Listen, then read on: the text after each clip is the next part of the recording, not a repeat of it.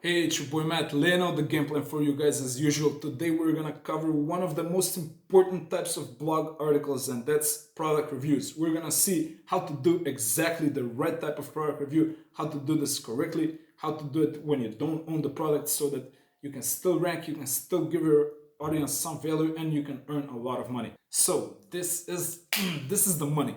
This is like the exact blueprint on how to do this, on how to earn money through blogging and product reviews. We're gonna go through step by step. If you want to learn how to do this exactly in the most detailed, most like up close, backstage, like intimate viewpoint, you're gonna see how I do this exactly. And I've proven this, but I've done it like hundreds of times already. This works, this ranks, this earns you some money.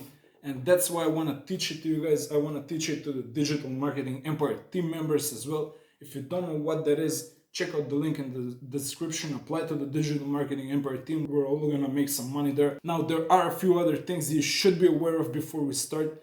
So, first of all, if you're a beginner and you've written 0 blog posts, starting is much better than perfection. Keep that in mind. Keep that all of the time in mind, because you can always go back to like stuff and be this like perfectionist that never gets anything done.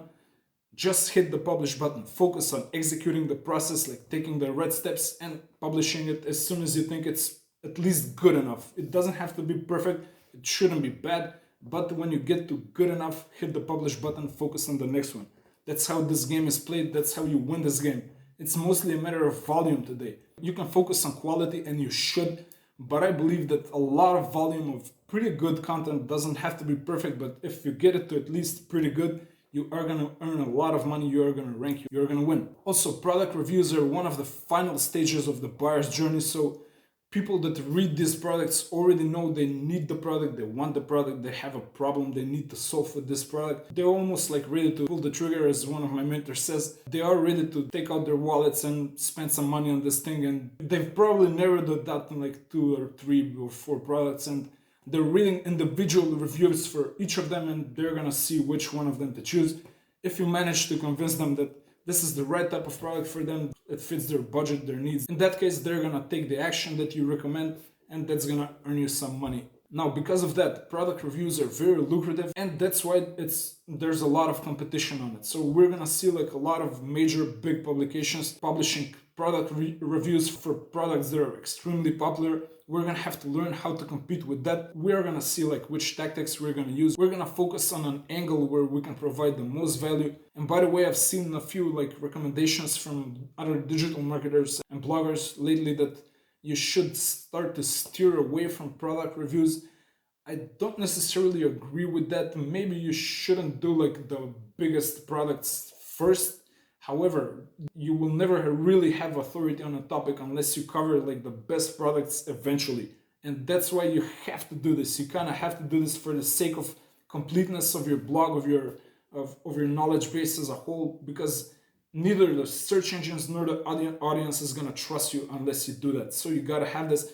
Plus, there's other ways you can drive traffic to these product reviews, and that's gonna convert into affiliate commissions and revenue from displaying advertisements on those. And also, like, the rate of money that advertisers pay on these pages is probably like the highest, so it's really, really good to have this type of content. Now, one interesting point we should note here is that we will be reviewing a product that we currently don't have access to. That's kind of important because Google is getting better and better at evaluating the right type of content, which is like people reviewing products that they have access to. At least they have like borrowed or maybe like bought and plan to return. Obviously, the ideal review is from a person that has used the product extensively, knows all of the ins and outs of it.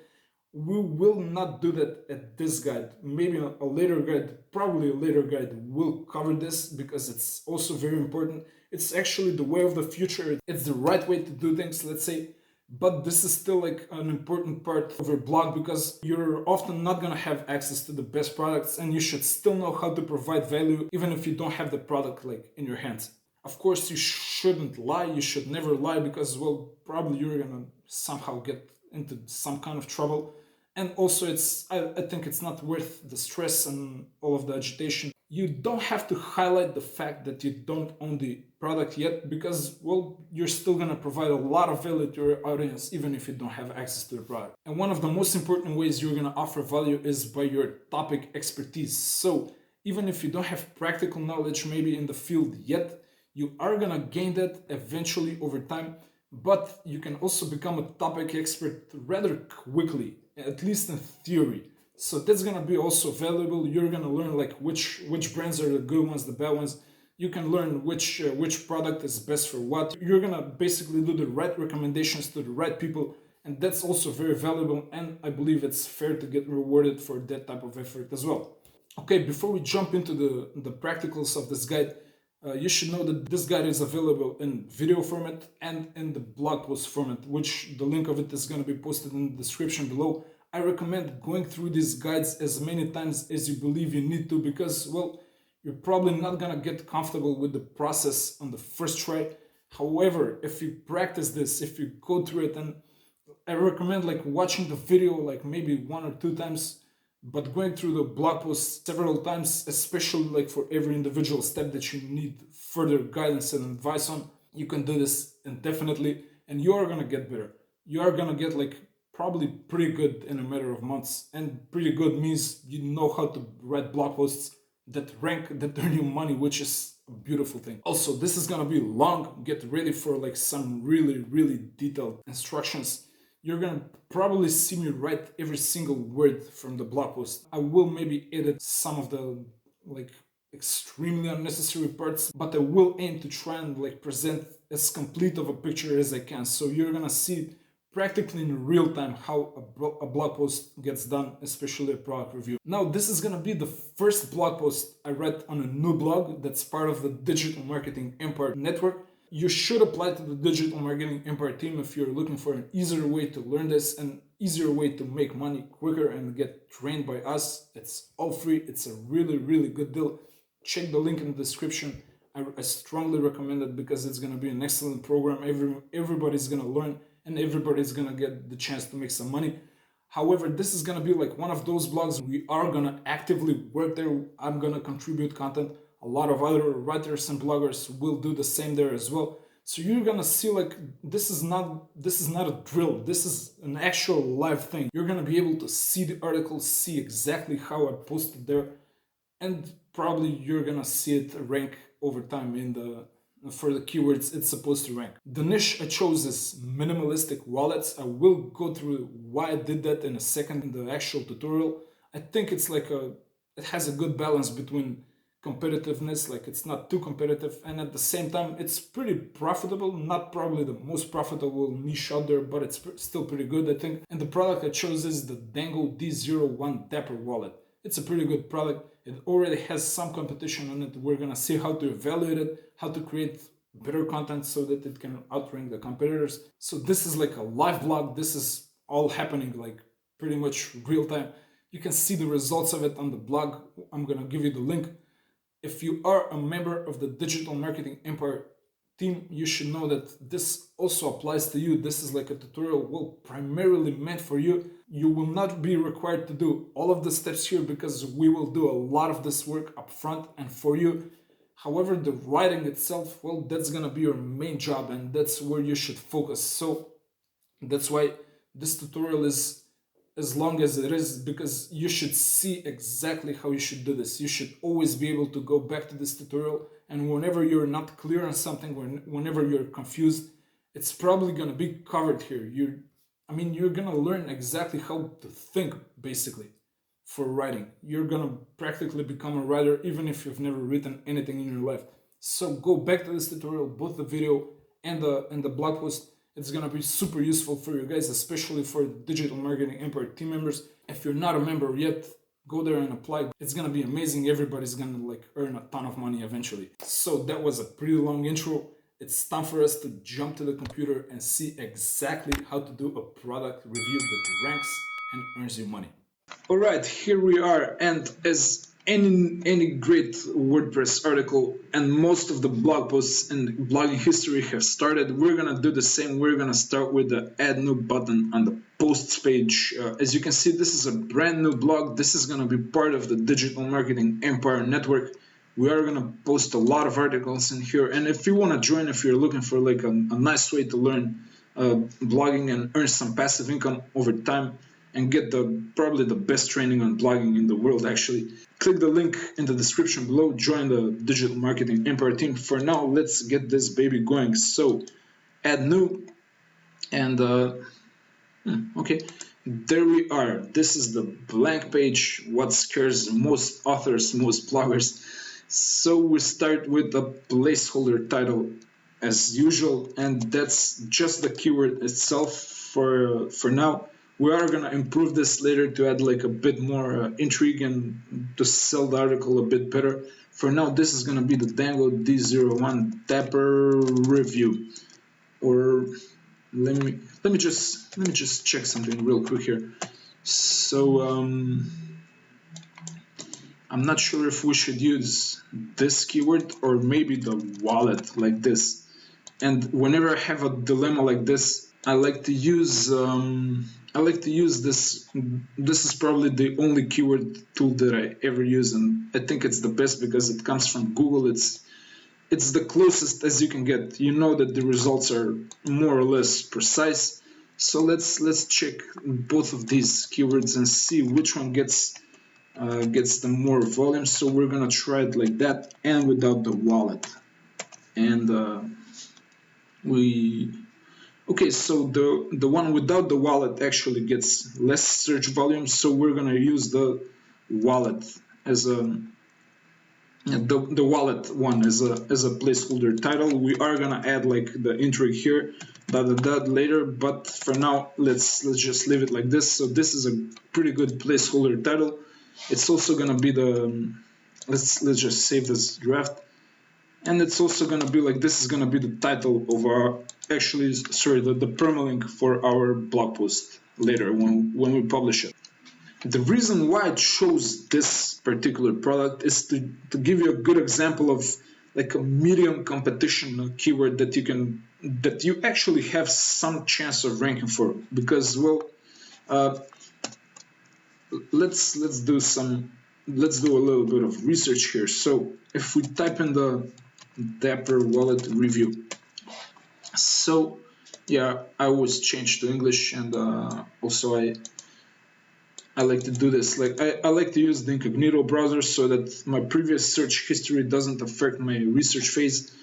And I also like to change the region to the United States because, well, that's where most of my audience comes from traditionally, and most of it will probably come because we write in English.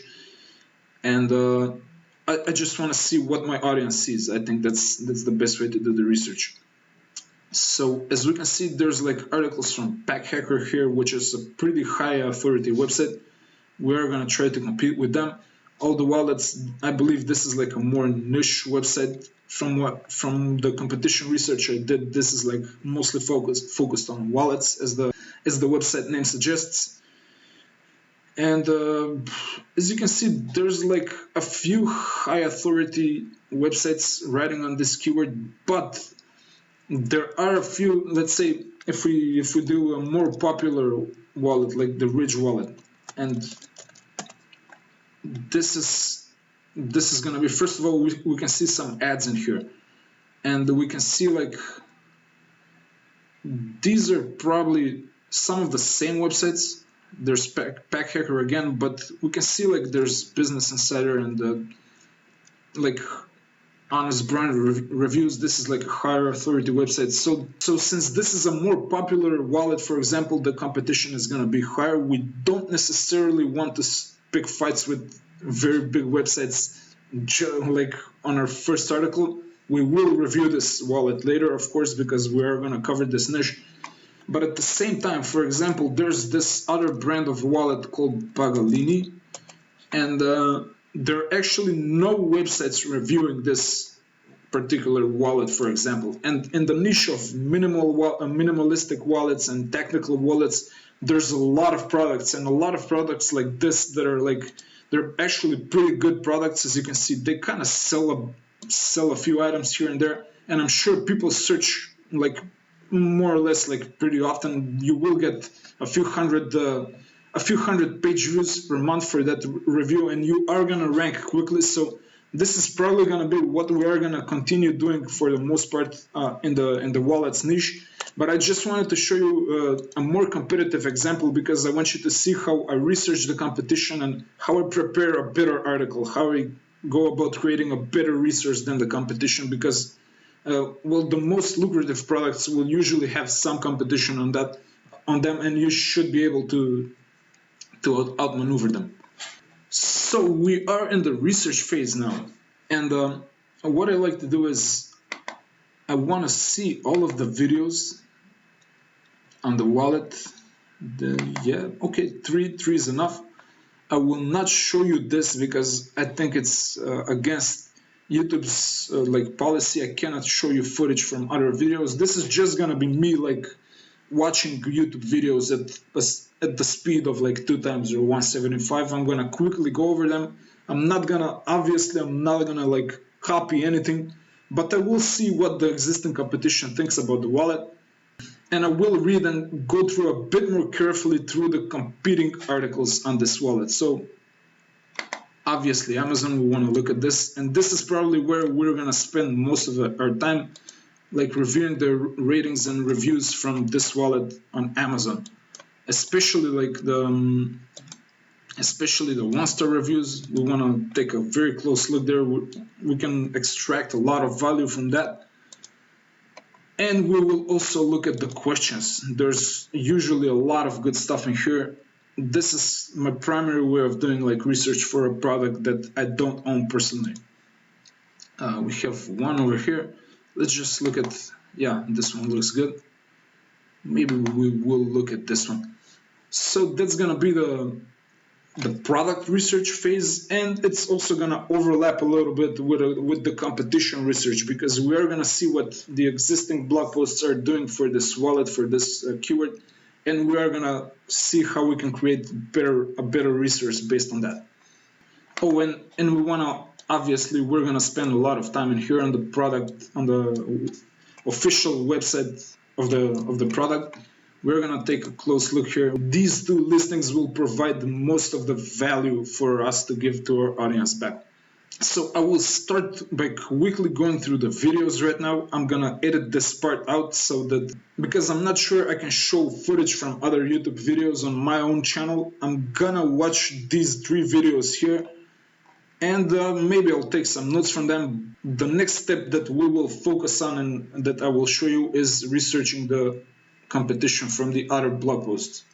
Okay, so I went through all of the competing articles and the YouTube videos. I read them. I read the articles carefully, although they didn't have, like, none of them were really too detailed, which is pretty good I always like to see that. That means that we have a strong shot of ranking for this keyword like pretty fast.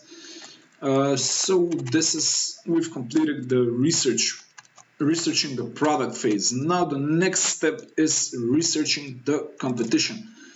And since we're not gonna do a YouTube video on this product yet, that's actually the recommended way of doing things. We are gonna do that in the future. For now, we're just gonna focus on writing the review in the blog post. So the next step is researching the competition. And what we do when we research the competition is 4 things mainly. We look at their headers and their header structure. We look at the total word count from their blog posts. We look at the merchants they recommend for the product, and maybe some other outbound links on their articles. So let's see now. We have Packhacker ranked number 1. I think they're gonna have probably the longest article. I like to use a Chrome extension for this called Word Counter, I believe. Yeah, Word Counter Plus. Just select all of the blog post text, right click, and select the extension, and you're gonna see we have 1,389 words. Let's just write that down here. Okay, that's good. All the wallets. This is a niche website that focuses on wallets, and they have a lot of content, which is gonna give them a lot of authority on the topic. But I think this is a smaller review. They only have 959 words from all the wallets. And finally, this is like a very, I believe, even a smaller article. It's basically just a few paragraphs in here. So this is 569 words from walletopia.info. So we always like to look at the maximum when we want to see how many words we should strive for, or actually outperform. We want to do like more than that. So that's Packhacker with close to 1400 words, and we're gonna go with, I would say, at least maybe 1800 words here. We're probably gonna get a lot more than that. So let's just write that down as the goal here. Minimum. That's our goal for this article. As I've said before, we use detailedness and completeness of our reviews as a competing tactic. That's how I've managed to build several blogs and even not compete like websites that are probably having a lot more backlinks, a lot more authority than me, and maybe even better content in some cases when they have like the product at hand and they're reviewing it personally. But I've managed to do this because, well, this is also valuable for our audience as well. When we manage to gather all of the important information in one place and present it clearly and usefully. So that's the goal here. And let's check out the headers from the competition here. I'm not necessarily gonna write down or copy like what they do. Maybe I'll just take a few notes here and there. So they have a verdict at the top, which is pretty good. Pros and cons, technical details, full review video, materials and aesthetic. Okay, that's good. Inside the wallet, okay. Pretty long sections there. Usage timeline. Okay. How about this one? They have look and design, functionality and utility, final verdict. Okay, that's pretty good. Not too bad. Yeah, okay. So we get a general sense of what the competition is doing. I think we've seen enough here. We can close these. I've gone through them, and I recommend like you read through the competitors' articles, like at least briefly, but don't focus too much on them. Of course, never ever copy them. That's like even illegal. You might end up in a lot of trouble. Besides, like, you're gonna fail with your blog. So don't do that. Always go for original content.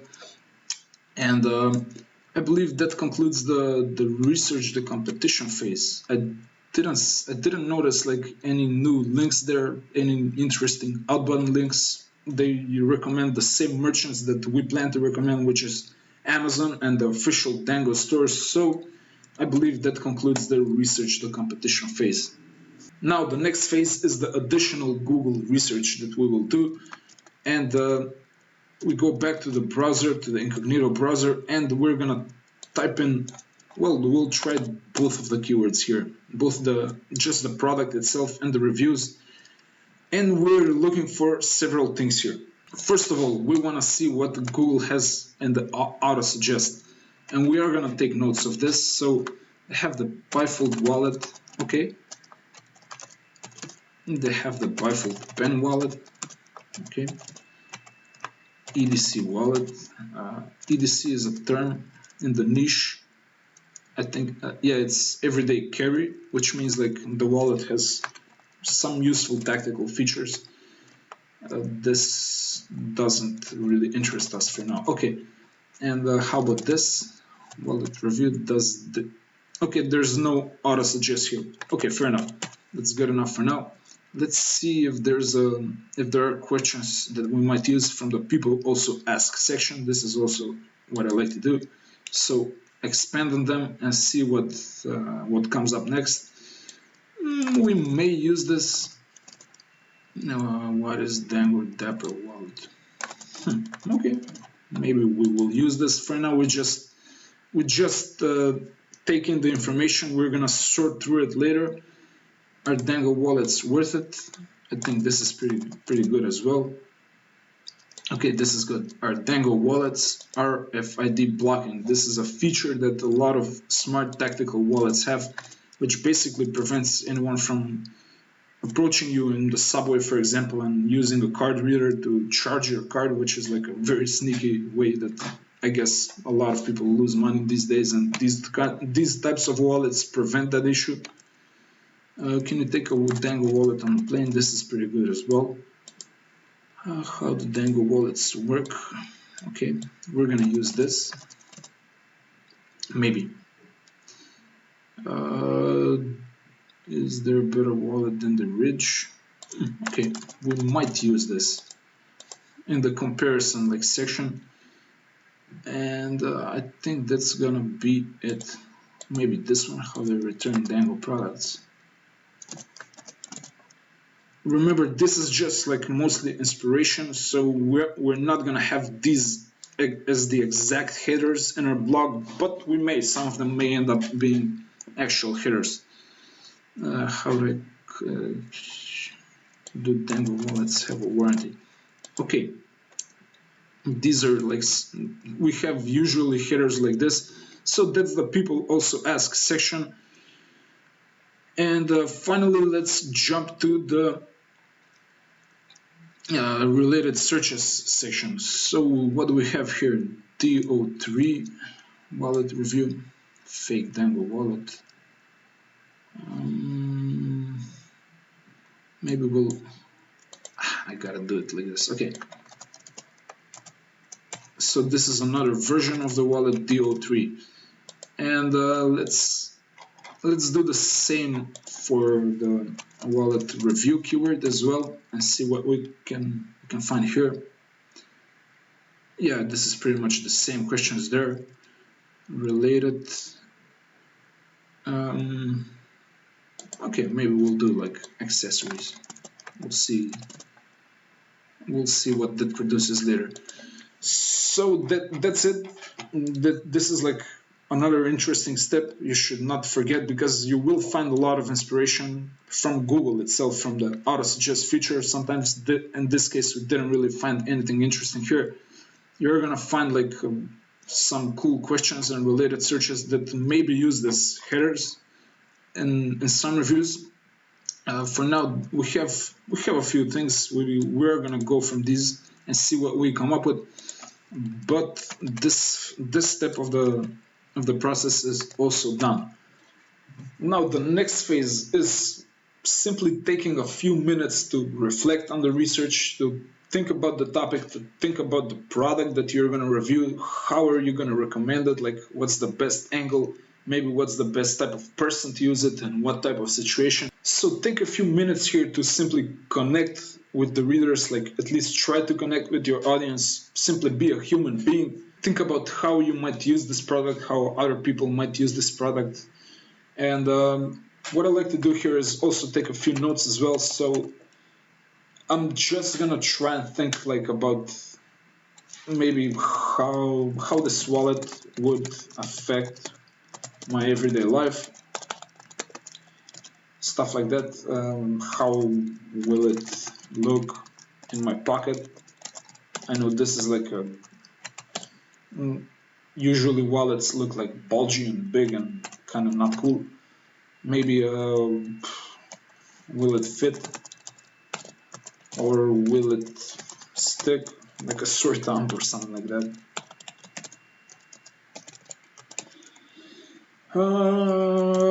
What color would I like and would suit my style the best? I'm just simply like thinking about the wallet and I'm also like relating my experience to previous wallets, what I know about wallets in general, all of that. And I'm just coming up with some questions on the fly. So is it big enough for all of my items?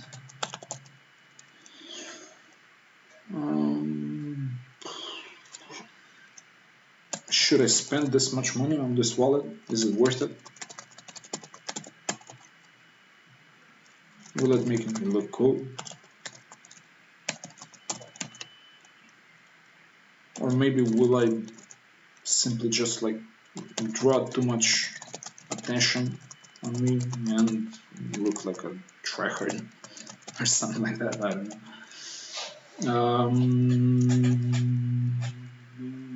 What else? Like, will people ask me questions about it? Maybe what I say when they do. What else? Like, is it gonna be too small? And will I lose it easily? Is this better or worse for well, no, actually, like, should I be more or less worried about pickpockets?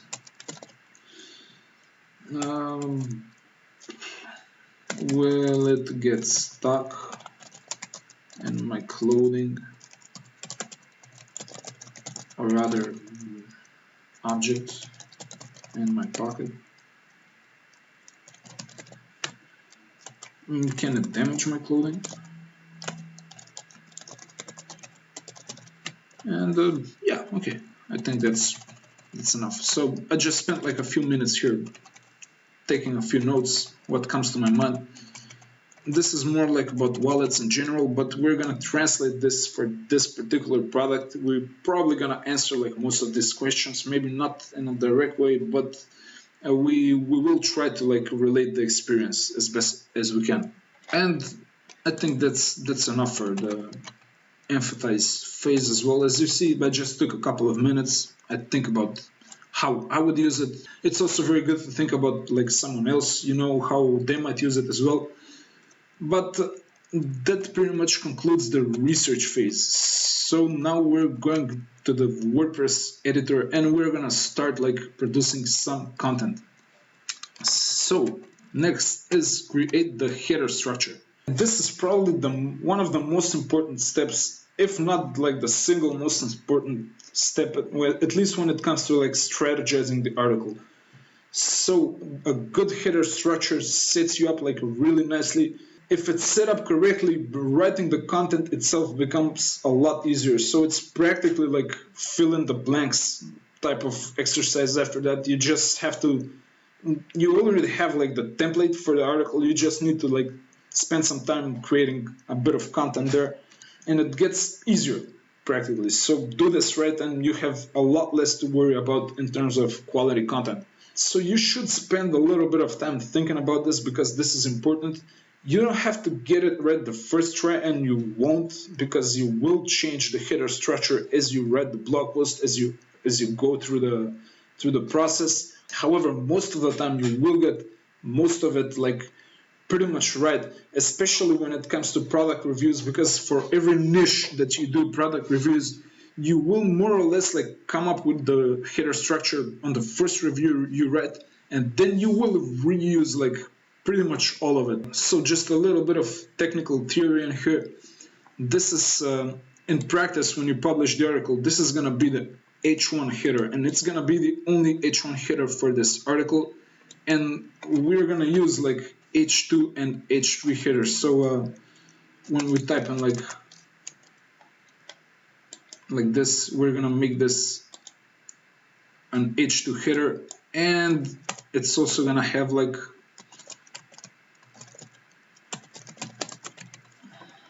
H3 subheaders underneath it, or maybe we can call all of them like subheaders. I don't know, it doesn't really matter.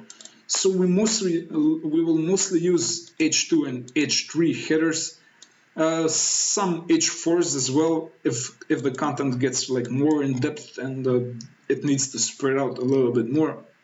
But these are mostly what we will use. Now we want to think of a logical, natural progression of the content. So for this, I am gonna cheat a little bit here because I've done a lot of product reviews in other niches, and I already know that there's a lot of subheaders that you reuse for pretty much anything you're reviewing, and I believe they're gonna fit nicely into what we're doing now for wallets, especially for smart minimalistic tactical wallets.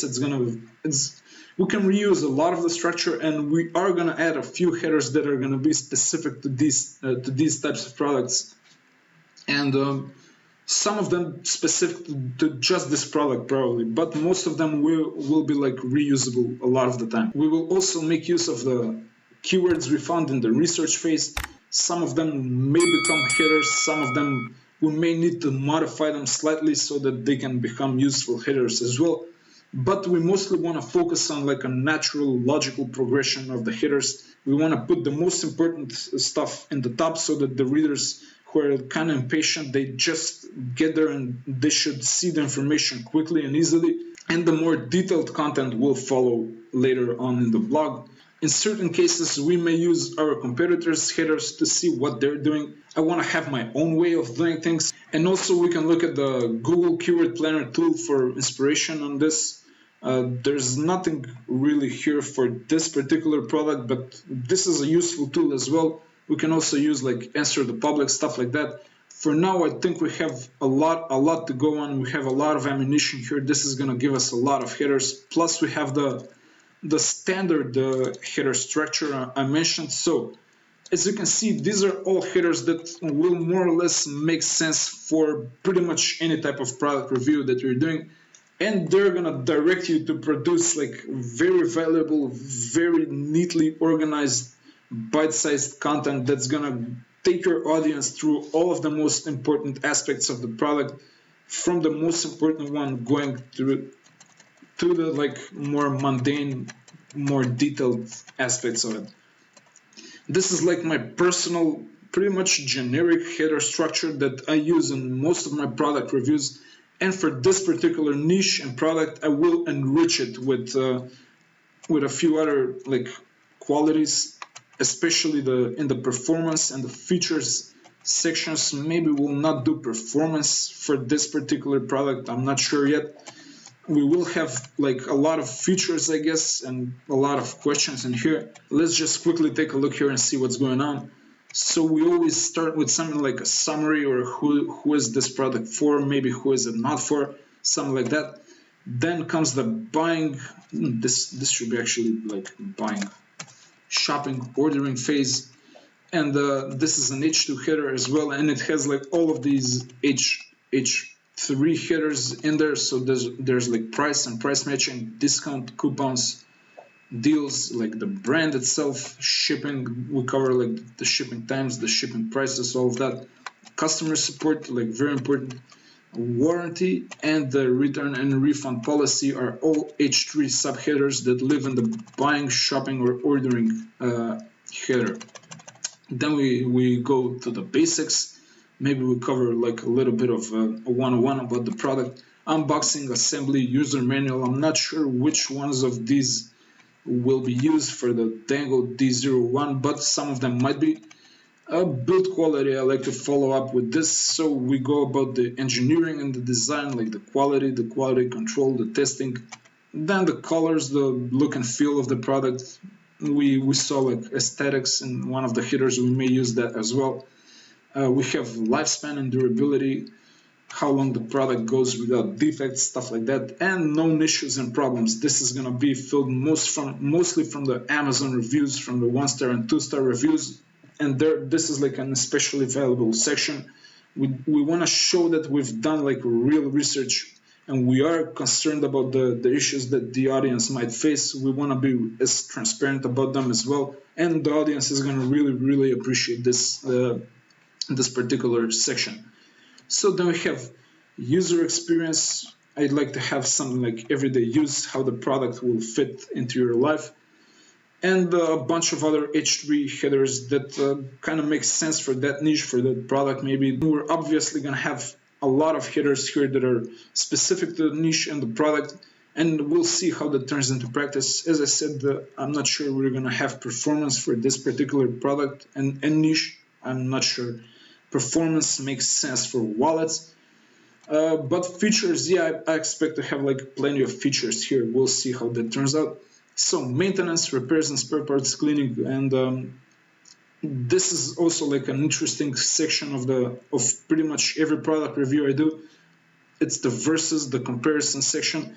and that's just a single H2, and under it we have a lot of H3s that compare our product we're reviewing currently with other competing products, or maybe products from the same brand, whatever it is that people expect to see.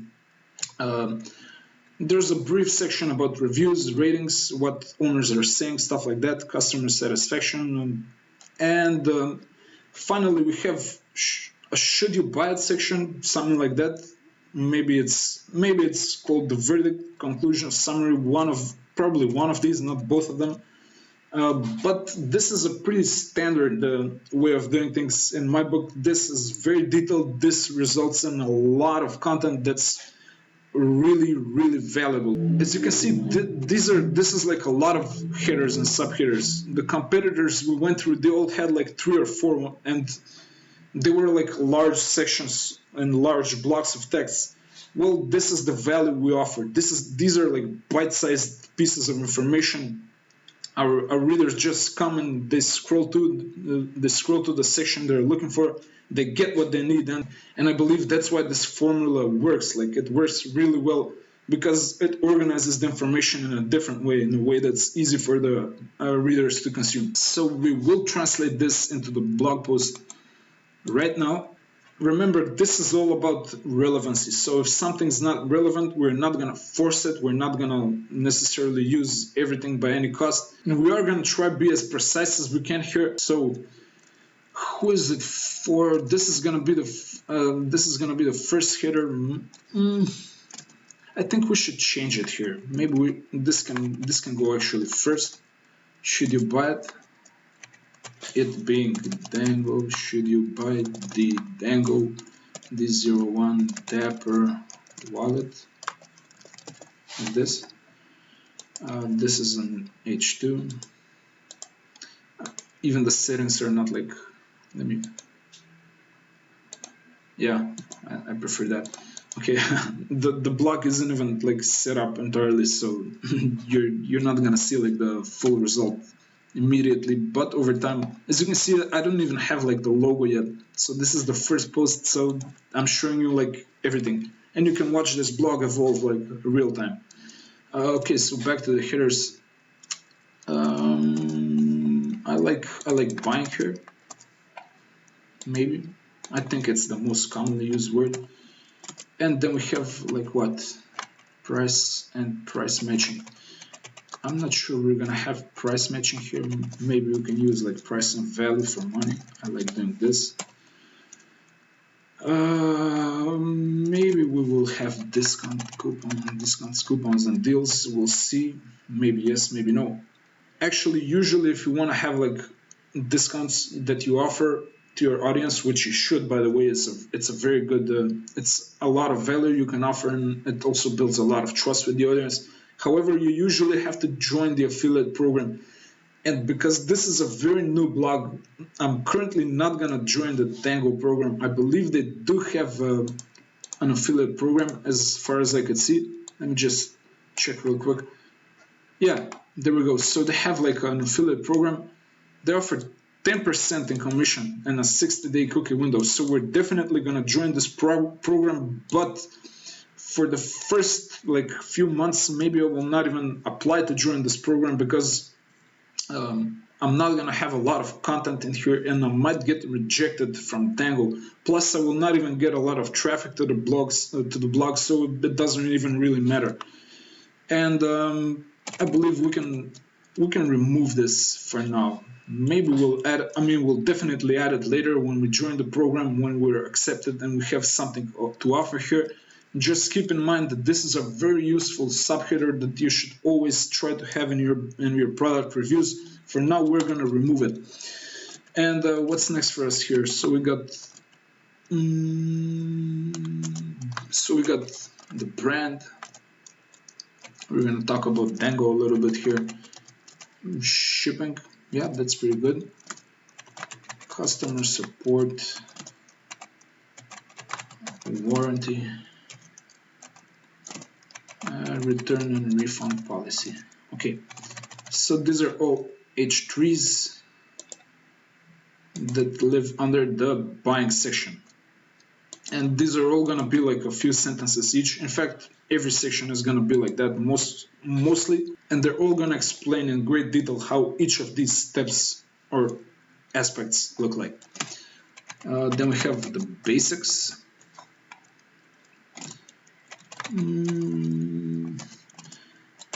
Maybe we'll have unboxing. I'm not sure. The YouTube videos actually did unbox the product, so yeah, let's leave that. This is an H3. We're gonna cover like some of the basics about the product here, maybe how to use it or stuff like that. We'll think about that later. I'm not sure if it had like a user manual. I'll check that and I'll maybe add it if there is. Okay, so the next one is build quality. Or maybe this is actually quality. This is better because I guess it doesn't make sense to talk about build quality for something this small. But quality is still like a valid issue here. So we have engineering and design. Actually, you know what? I think design is a separate big header in here. This is an H2 because it's pretty important. We're gonna have like look and feel there at the very least, and probably colors too. So these are all gonna be like under design. Yep, okay, looks good. And then under quality we have like what? Quality control. I don't remember seeing anything like this, so maybe not that one. We already have colors. Lifespan and durability. Okay, this one is good. We also have like seems like I'm missing something here. So usually I have materials in here as an H3, and just remember that we should definitely have materials here. And finally, known issues and problems. We're probably gonna have this as well. So these are all H3 headers under the quality section. Okay, that looks good. So we have user experience, although in this case I believe this might be better. This might be like features or something like that. We should immediately go to features and probably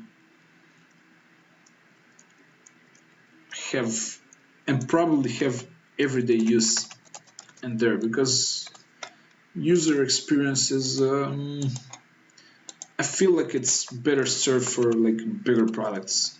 This is like a pretty small product, so maybe everyday use is fine under features, something like this. As you can see, I'm just playing around with the structure. I know more or less like how this is gonna look, but I'm ready to like take out some things, add it, like switch it up. That's not a big deal, really. What else? So okay, we have a lot of we're skipping performance. As I said, we'll probably have a lot of features here. I'm not exactly sure which ones yet. I think we should have maybe like I remember seeing cleaning and hygiene in a different from a different perspective. It wasn't during this research, but a few days ago I just heard that like these new metallic, like these new minimalistic metal wallets are actually very easy to clean, and with the pandemic and all, that's a pretty big concern. So we're gonna put this as a feature here. What else? Maybe we have like, definitely we have some like size and weight. I usually like to have water resistance. I believe I didn't see this one mentioned anywhere, and it's still like a valid concern because you want your items to be resistant to water damage. They shouldn't rust and corrode and stuff like that. So that can be a feature as well. Let's say maybe fit, how the wallet fits or something like that. And let's check out the headers for like some inspiration. Is it legit? Is it worth it? Yeah, this is good. Our Dango wallets RFID blocking. We're gonna say that's the Dango D01. So we're going specific here about this particular product. Does the Dango D01 Dapper have RFID blocking? That's pretty good. What else? On a plane. Yeah. This is actually phrased like this: is the Dango D01 Dapper TSA compliant? I believe this type of wording hits like more headers, so let's leave it like that. And what else? Return better than the ridge. Accessories. How will it affect my everyday life? We got that covered. How will it look at my pocket? I think we got that. Is it big enough? That should be fit. Will it look cool? Okay. Can it damage my clothing? Is it too small? Okay, I think that's... Maybe we can have like some questions that people might ask here about the features. Like maybe, is the Dango D01 Dapper a tactical wallet? And is the Dango D01 Dapper a smart wallet? I think that's pretty good for now. I think that should be pretty good. These are all H3s. So as you can see, we're practically breaking down like a lot of content into small pieces, into small chunks. Each of these sections is only going to be a few sentences long, and we're going to practically like fill in the blanks, just answer these questions, talk about the features a little bit, and that's already really good content. That's probably going to be better than the competition. It's probably even going to outrank some of the higher authority blog posts pretty soon. Okay, that's we have maintenance. I'm not sure we need maintenance. We already have like cleaning and hygiene there. Repairs and spare parts. Okay, maybe we'll add that later. Let's just add maintenance. Maintenance. For now, maybe we will remove it later. We'll see what happens. We have cleaning, so we have spare parts and repairs. Nah, you know what? This doesn't actually make sense. So let's not do it, at least for now. Let's skip to the next part. How the product compares against other popular products in the niche. I usually like to call this section Dango D01 Dapper versus other wallets.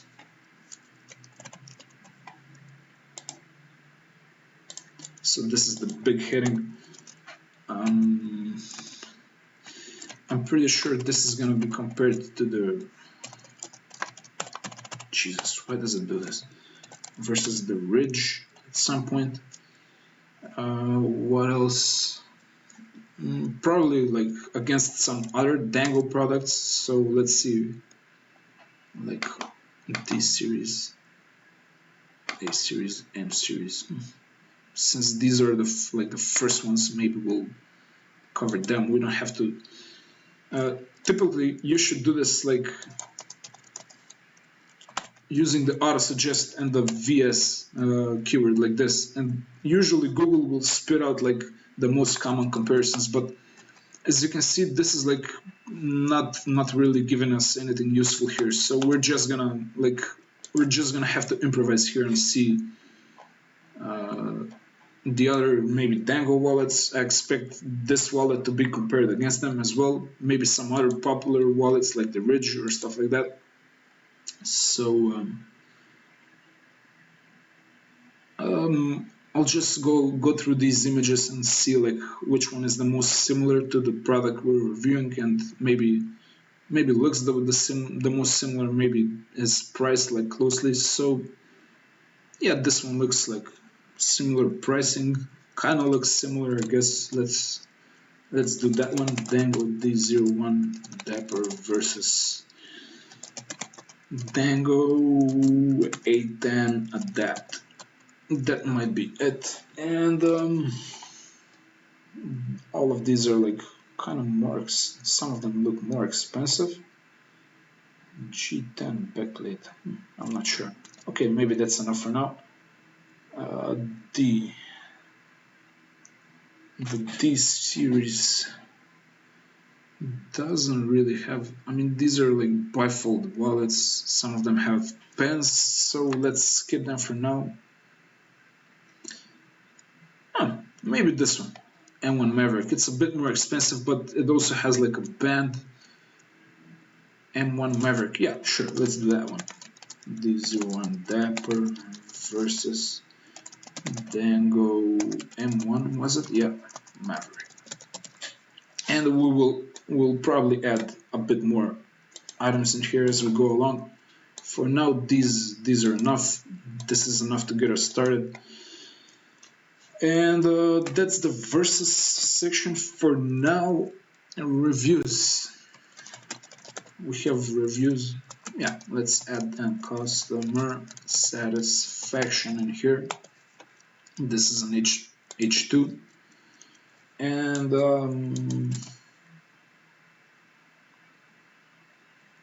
actually that might be enough for now. We'll see how this plays out in the end.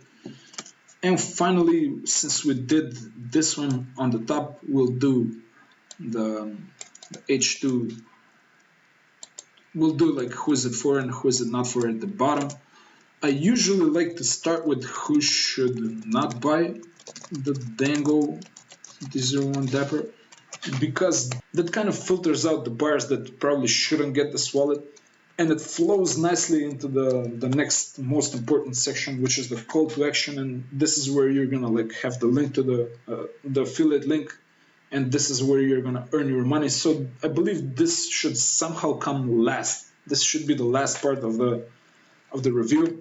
So who should buy the Dango D01 Dapper? And with these two headers, especially like who should not buy header, I believe you're gaining a lot of trust of your audience. You're building like a strong relationship with them, because you're obviously not trying to just sell them whatever you can, and you're not trying to sell every product you're reviewing to everyone. Well, it's time to start writing. It's finally time to start writing the actual words. Very exciting part of the product review. This is probably the hardest part to explain, especially to newer bloggers that may have like limited beliefs about their writing capabilities, because writing is like a fairly intimate process, right? You use your own thoughts, your own private thoughts, so it's kind of like a black box. Nobody else has access to it, and it's hard to give like feedback on that process. And also it's like a very creative, generative process. This requires like some degree of creativity. I mean, the template is here to reduce that actually. You shouldn't strive for like too much creativity. You want to do what works, but at the same time, you gotta use language. You gotta communicate like at least a little bit engaged. You gotta say stuff that compel people to keep reading and to take the action that you want them to take. So as much as I would love to say like just start writing, and I think that's a useless advice, because well, it seems like I'm telling a 6-month-old baby to just start speaking. They still don't have the tools, they don't have the skills necessary to perform that action. Well, since the whole like blog process is very broken down, very actionable, there is one bit of advice I would like you to give, and I think this piece of information can make a lot of difference, especially for newer bloggers. And that's to use the headers and the subheaders. Look at them, think about them, and then just don't force your mind. Instead, let the ideas like emerge, if that makes sense. So try not to like try not to try. Yeah, it sounds kind of silly, but kind of relax and see what your brain generates on the spot. And you will get better at this over time, but I believe that's how basically you write. That's how writing is done. You simply let your brain come up with the sentences related to whatever little topic or subtopic you're trying to write about, and you put that into words. There you have it. You're now creating content.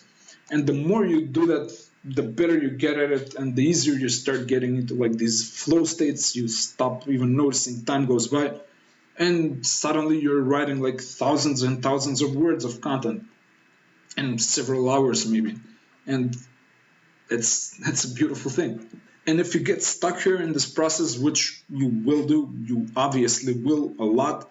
And I'm talking like about really stuck, not stuck like, oh, 30 seconds, I'm thinking about something and I'm trying to sort it out in my head. No, I'm talking like I've been at this for half an hour and I still cannot write one single word.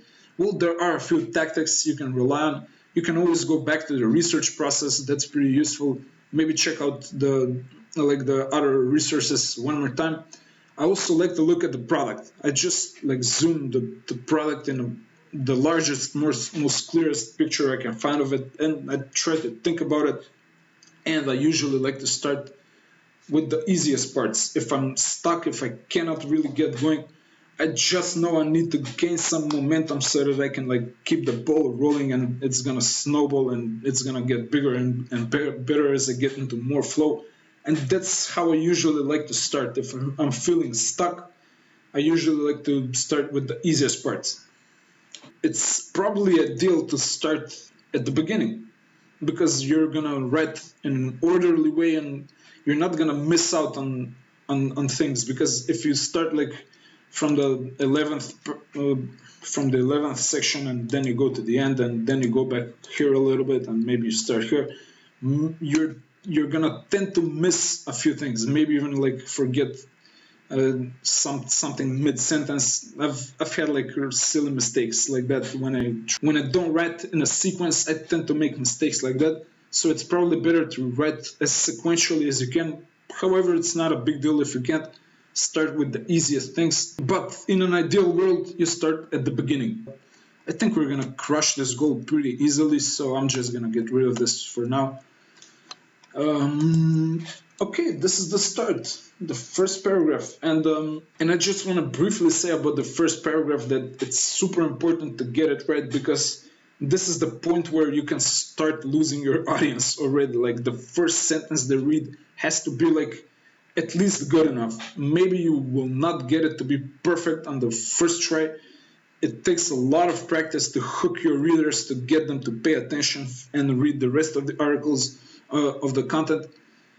But you can do a very good job by following a very, very, very simple formula for the first paragraph. It works pretty well. It's not gonna produce the best first paragraph out there, but it's gonna get the job done most of the time. The formula I like to call problem plus connect plus keyword.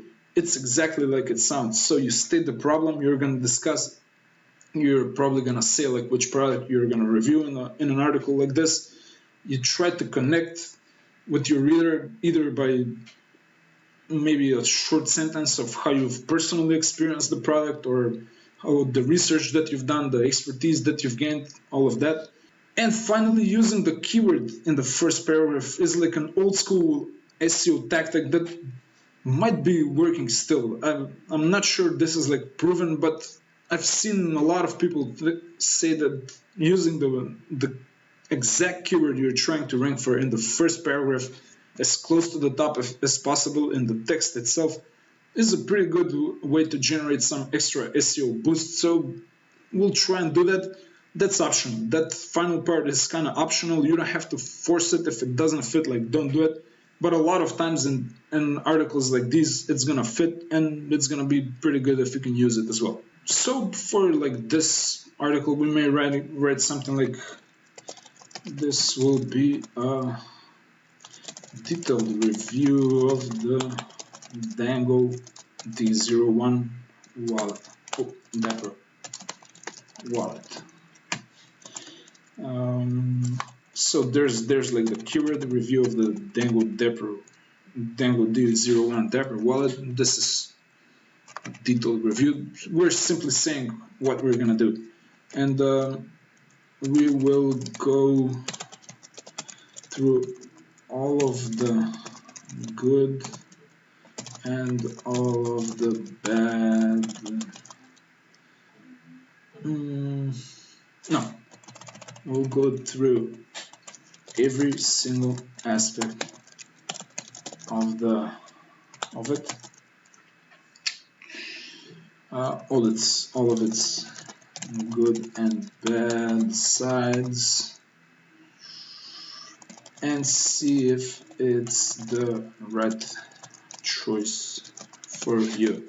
So that's like the connect part. You kind of try to recommend this wallet or not to your reader based on their preferences, their needs, their budget, all of that. That's what you promise in this first paragraph, and that's what we're going to deliver with the content later. Now the second paragraph is actually where we try to win the featured snippet. We do that last. This is how we do things. Let's just go back here and see how far along are we over here. So we've created the header structure. We will write the first paragraph, keep it short, state the problem, connect with the reader, try and use the keyword. This is wrong. This is actually like probably somewhere around here. So we're gonna skip the third paragraph. We're not gonna use that one here because there's probably not gonna be any need for that. So the next step is to place the table of contents widget. Oh, and also this is like a technical step that can go right here. So the next step that we're gonna do is continue writing. Before we get into writing, I just wanna say like there's a technique that you can use for the actual language of your content, and I like to call this technique like the talk to your friend technique, because the best way to blog is just to imagine you're talking to your friend. I mean, to a good friend, maybe not your best friend because that's all of like curse words and all of that, but maybe your friendly neighbor or someone you know from work. You're still kind of polite with them, kind of official. There's kind of an official tone to the whole interaction. Maybe you don't know them well, but maybe they've asked you like, should I buy the Dango D01 wallet? And you try to say like, well, it depends, you know, are you this type of person, that type of person, how much is your budget, what are you looking for, all of that. And you're trying to recommend them the best wallet for them, and especially if this wallet is good enough for them. So you want to use like a friendly, kind of official, but still authoritative tone as a person that has a lot of knowledge about wallets. Your main job is to explain, to inform them, to like give your opinion, your 2 cents on the product itself. Like, don't judge anyone, don't go out of your way to like offend or be offensive or be like very funny. Use your personal perspective, but also refer to like other sources, other resources and explanations when it makes sense to do so. Avoid being too like, well, you know, be specific, be determined. Like when you say something, make sure it's correct. Try to avoid like hedging your bets, and try to have as little maybes and stuff like that as possible. But if it makes sense, obviously do it. Also avoid as much fluff, slang, like curse words. Don't do that. I don't think there's a need for that.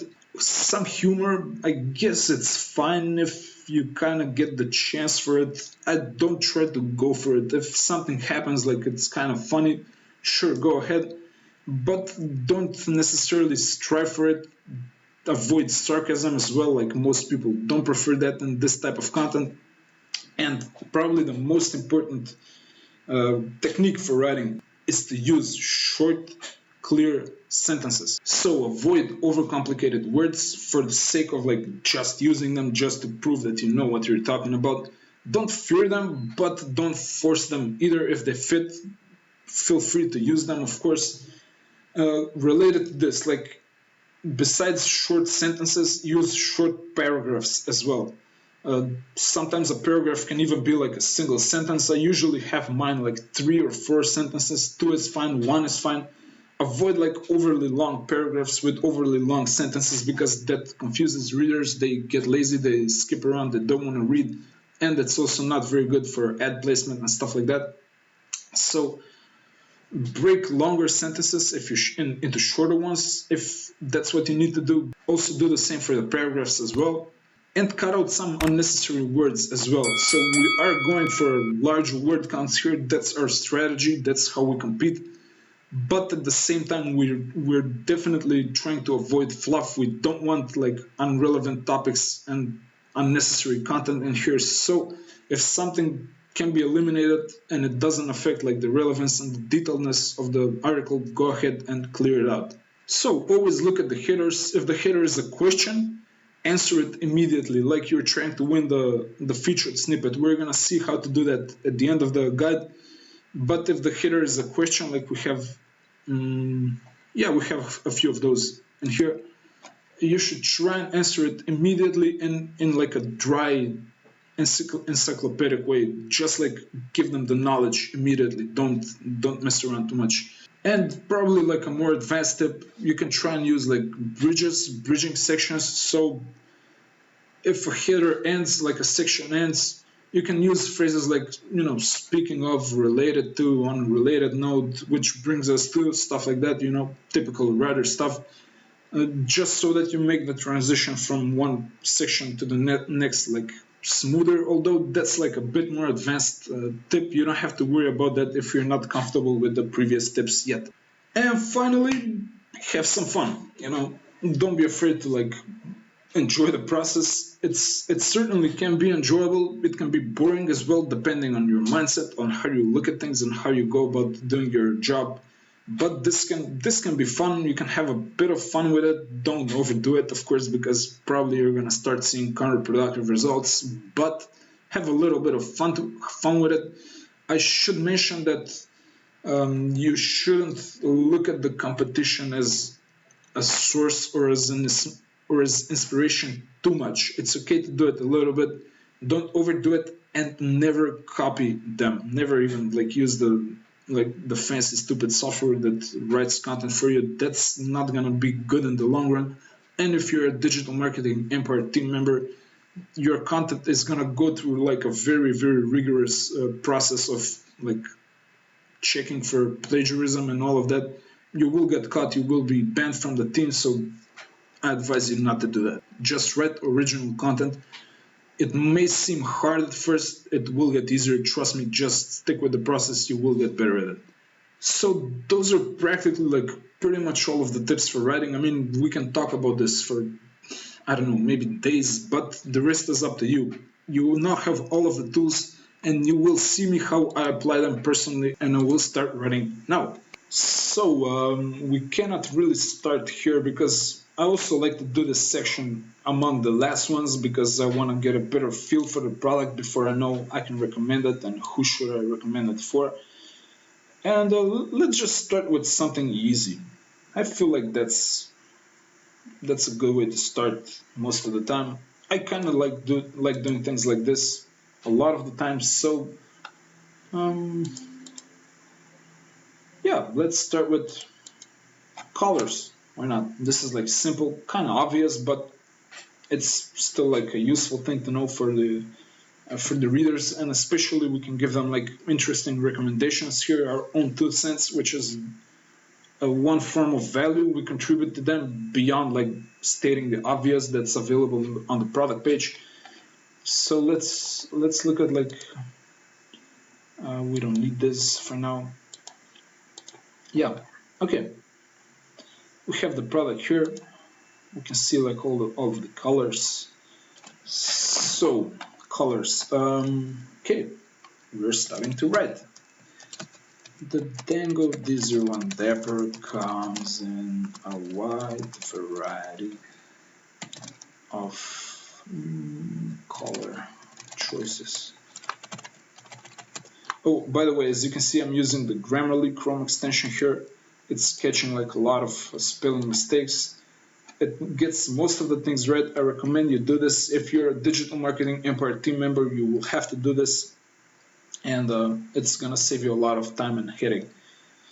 So the demo comes in a wide variety of maybe default color choices, because I believe we can like, yeah, we can choose we can customize the color of the wallet a little bit, so that we'll describe like the default color choices first. So that's what, like, jet black with satin silver,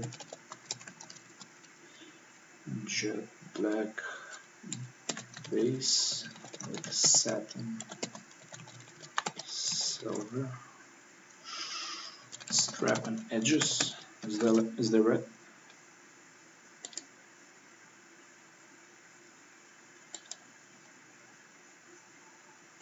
No. So we have like a jet black base with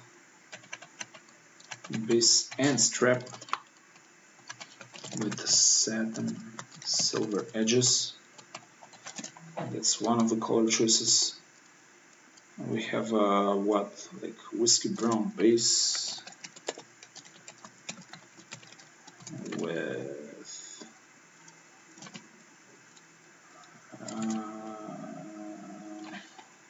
well, what happened here? This keeps like changing up. With satin silver edges. Actually, we don't need to cover the strap because that's separate, so yeah, let's do it like this. We have rawhide brown base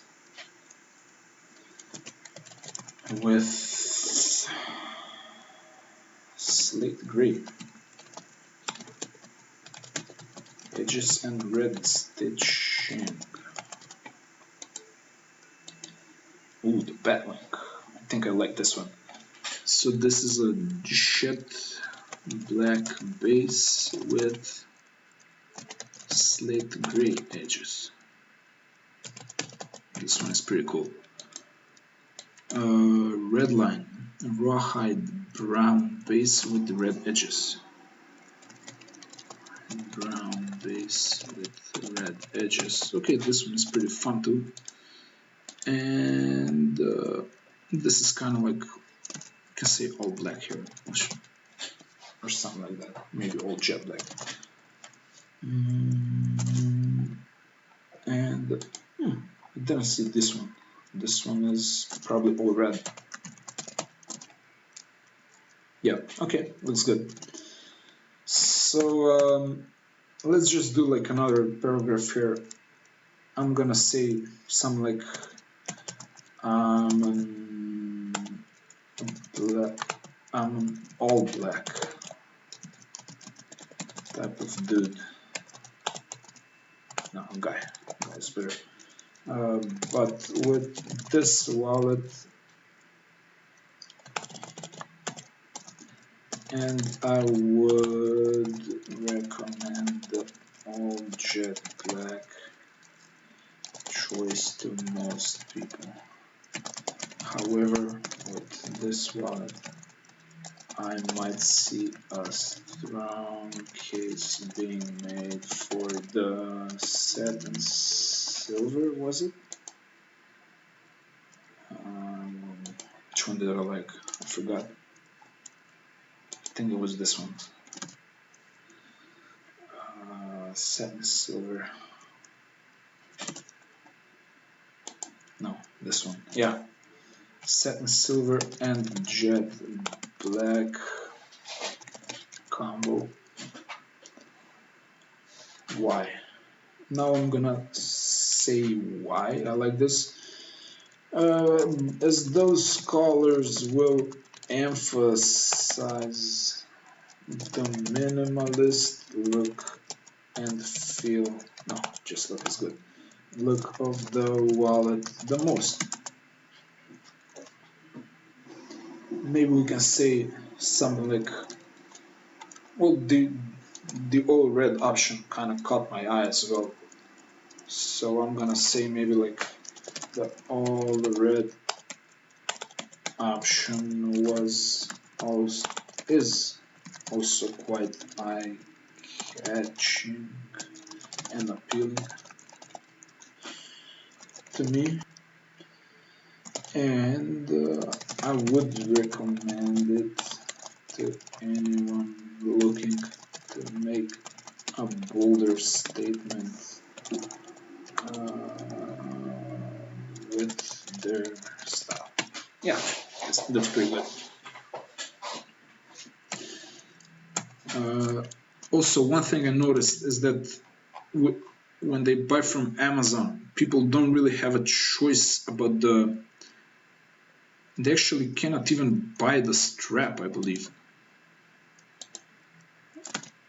Oh, sorry, the tether, which is like the tether is the cord you see that goes into the wallet. So this is going to be something that we have to mention. And also, when it comes to the colors, we should probably recommend our readers to buy through Dango, because as you can see, they can customize their color fully here. They can choose like the color of the strap as well, not just the wallet, which like gives them a lot more options to customize their look. So let's mention that. Keep in mind that when buying through Dango, you can choose the colors of the wallet and the strap separately, which kind of liberates you from the default choices available on Amazon, and you can customize. I think this is this the strap or the band? I think this is the band. Yeah, and you can customize the look of your wallet further. Additionally, you can choose the color of the paracord, and that way you can fully customize. Did we use this word? Yeah. So we're going to use personalize. The look of your wallet.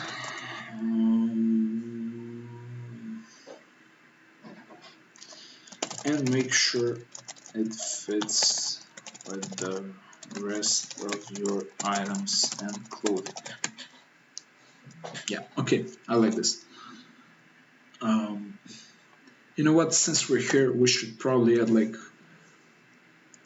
I think something like maybe clothing style.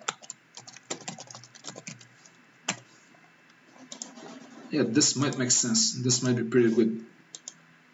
And I didn't really see it in the competing articles, so this is gonna be another edge that we have, and we're gonna use this like for all of the wallets as we progress through this niche. So this is gonna be another advantage that we have. We're gonna offer our take on like how to fit the wallet with the clothing style and stuff like that. Maybe we can say something like, if you care to match your wallet with the rest of your clothing,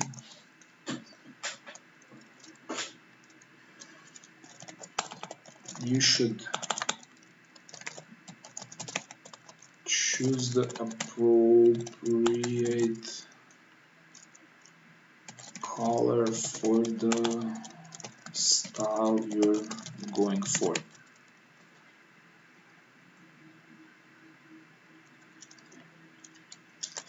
In general, the Dango D01 Dapper is a very modern looking wallet. And while style is subjective,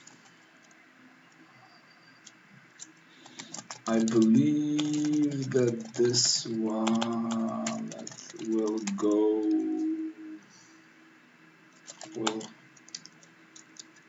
best fit elegant or business outfits but some color choices, but it may also look great with a sporting or casual look. Anything that's modern. This is enough. Clothing style. Maybe fit the clothing style. Okay, I like this. This is pretty good. Yeah, we have our first sections pretty much done, maybe. Obviously, they're gonna go through editing later, but let's continue with other sections and make some more progress. What else? Design. So, a brief note. When you have an H2 header like this, you usually want to spend like one or two short sentences here because you go into the details when you're covering like the H3s basically. That's how I like to do things. So this can be just like a simple sentence on the design of the wallet, what it strives for, what it's going for, and we can say like, well, what we could conclude so far from the research, and that's maybe like the Dango D01 Dapper goes for a minimalist smart design. Yeah, I think this is pretty good.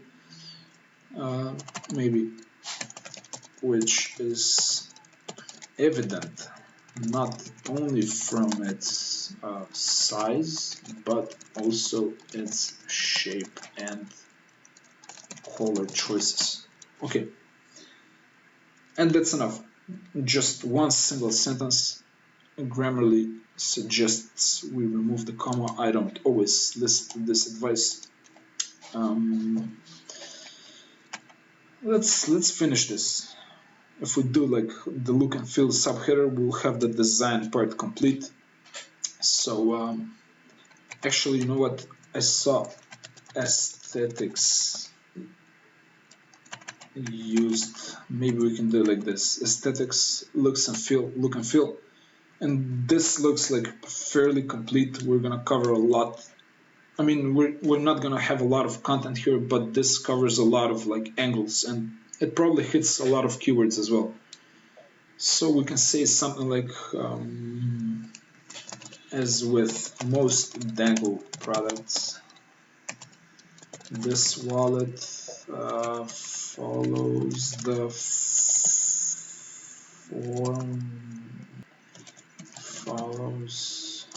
function rule as well. Yeah, okay. However, even though the wallet strikes a good balance between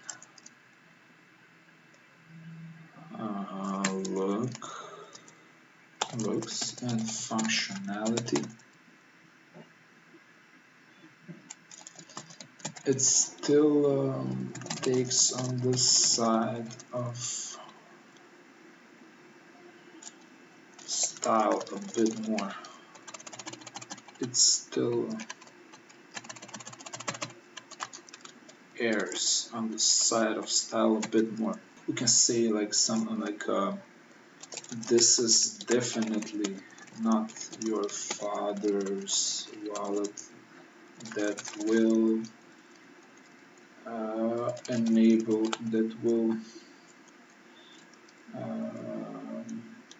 that can carry all of those nickels and dimes and business cards of used car salesmen. Yeah, this is like kind of funny. I like this one. Maybe we can even say like, this is not your grandfather's wallet that can carry all of those nickels and dimes and business cards and 26 business cards of used car salesmen. Okay, what you get with this wallet instead is the ability to make a statement about your view of the world, about your style and your view of the world. That's pretty good. So the design part is now complete. Yay, we have one H2 done. We're getting on a roll here. Let's continue. So what should we do next? Maybe we can do the buying part. This is like, it involves going back and forth a little bit through the to the product page, to the Amazon listing. So let's cover that one. Buying. Okay, so basically there's two places where users can buy this wallet, and let's start with that. There are only two places online where you can buy the original Dango D01 Dapper wallet, and those are Amazon and the official Dango store. And this is where we will put affiliate links later. So we're gonna link out to both of these, and we're gonna recommend our readers get one of these, like probably based on some criteria. We'll see how that evolves. So this is gonna be an Amazon affiliate link, this piece of text. We're gonna do that later. And this is also gonna be an affiliate link for the Dango store. However, since the Dango store had a 60-day window cookie and 10% affiliate commission, I believe I'm more inclined to offer to recommend that store. Although I also like recommending Amazon, because when people go there, they have a shorter window to buy, but they're so used to buying stuff from Amazon that they're probably gonna buy, like, maybe not something you recommended, but they may buy something else in the same like shopping session. Maybe they're gonna buy something for the rest of the day, which is gonna also earn you money. And probably if they buy this, they're also gonna add a few items in the cart. Like pretty much everyone that buys through Amazon, from what I can see, they like stock the cart full of other products as well. So I like recommending Amazon. Although the real tiebreaker in this situation is like recommending what's best for your readers. Honestly, like that's the best strategy moving forward. And in this case, I think the Dango store might be better for them, because as far as I could see, the Amazon listing didn't offer the option to buy a tether. That's like this neat little like connect thingy over here, which they like put through the wallet, and they can use it to like pull out the wallet easier. So I think that a lot of people might be interested in that accessory. I certainly would be. So I'm gonna go ahead and recommend the Dango store, primarily based on that. Maybe we can say like, I recommend buying through the Dango store, as the prices and the warranties on the product will be identical. Actually, the same. So this is like what I said, like use simpler language whenever you can. But you will also get the option to buy the tether, also known as the paracord handle, which I recommend getting. Still, check out the Amazon listing as well, as they may offer better prices at times. I like to do this. I like to throw in this additional sentence as well, because, well, it's kind of like they are gonna get my cookie into their browser by doing this. But this is true. Like sometimes Amazon offers refurbished products, or maybe they offer like what is it? Like some deals or second-hand products or stuff like that. And actually, the other day I saw this wallet for like there was an option here that said like 59. That's not here at the moment, but I know I've seen this. I know this happens on Amazon as well, and it's in their best interest to check out the Amazon listing as well. Plus, they get my cookie in there, which benefits us. They don't lose anything, so everybody wins. They can even get the product for cheaper, which this is what I'm here for, to provide them with the best options for them to buy. And what else can we say about buying here? Let's see, handcrafted in the USA. Oh, okay. They can actually pay this monthly and for interest-free. Okay, this might be an option for someone. So we can say like also the Dango store offers the option to split the payment into 4 monthly. Nah. Split the payment into 4 monthly payments of what is it, like 17.95. No, 17.25 through Afterpay.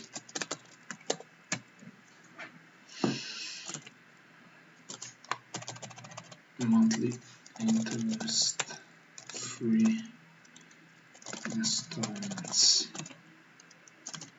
Yeah, there we go. And that's value. That's value for our audience. If they read this, they know that they can get the wallet in 4 monthly interest-free installments. While as the other reviews of this product, I don't believe they mentioned this. So this is how we do it. This is the value we provide with all of this like depth and length. So price and value for money. Okay, we can continue here. So this is 69. This is 69, 79, 69. Okay. Usually the Dango D01 Dapper costs 69. You should be careful with saying specific prices when it comes to Amazon, because that's against their terms of service for affiliates. You cannot say this is the price on Amazon. So I say like usually I use like qualifiers like this. But I believe this is fine. I have a lot of reviews like that mention specific price, but they kind of like muddy the waters a little bit. So I'm not saying this is the price. This is usually the price. I think this is good, and this is usually the price, as we can see. So that's pretty good.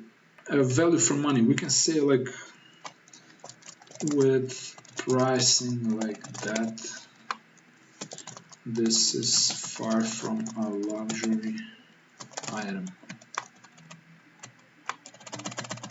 With a price like that, this is far from a luxury item, but it's not a budget choice either. So given all the stress and time this item will save you, the efficiency it can bring to your life, and the fact that you will probably not have to buy another wallet ever, I would say this wallet is excellent value for money. There we go. Okay, the brand. Let's talk about the brand a bit. You can maybe say this is the Dango brand. Yeah, that's better. The Dango brand. Let's go to their page a little bit. Let's explore like what's going on here. So I usually like to look at their webpage for this section. Maybe open the About Us. I'm gonna show you in a little bit like a little sneaky affiliate marketing tactic that we can use on all of these links. Policies, maybe we can look at this. Patents, this is interesting, this might be cool. The Dango brand, let's see, like, what's going on here? Handcrafted in the USA. Okay, well, they're proud to be a US brand, we should mention that. is one of the first things about them probably. So Dango is a US based brand. Dango is a US based manufacturer of, so they make watches and apparel, other accessories. So well, wallets are their primary product, I guess. So we can say Dango is a US based manufacturer of wallets, but also other of higher end wallets, but also other quality goods such as accessories, clothing, apparel, and other everyday carry items. Yeah.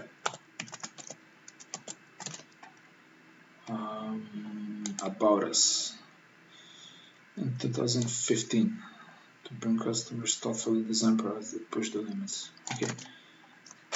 They have been on the market since 2015.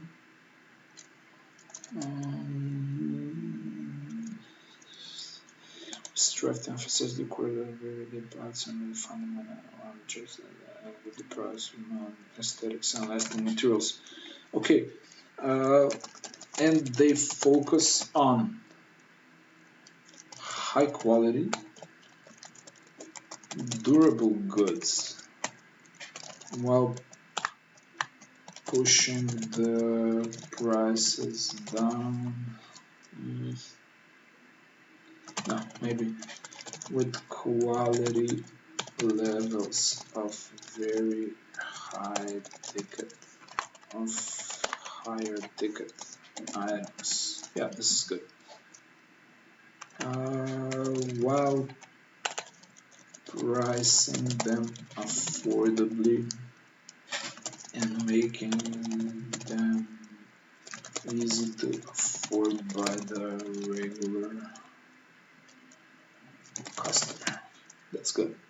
Their primary focus is wallets. However, wallets. No, this is not necessary. This is pretty good. Maybe we can not have quality 2 times here. So we have 3 times. Another goods. Yeah. What's another word? Durable goods. Yeah, let's just say it like this. We don't need to beat around the bush all that much. What else do we have here? So, shipping. For this, I like to try and add to the cart and see where this takes me. So, okay, they ship worldwide, I believe. Yeah, okay, good. So the wallet is available internationally, and is it free? It's free shipping over 49, and this wallet is 69. So shipping is free with both Amazon and Dango. They ship from the US. So if you're ordering outside of the US, this is typically how these companies work. So there might be additional taxes and customs fees for your delivery. Shipping in North America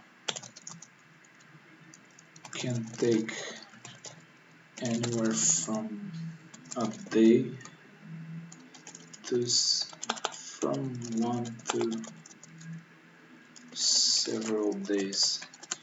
I don't think this. I couldn't find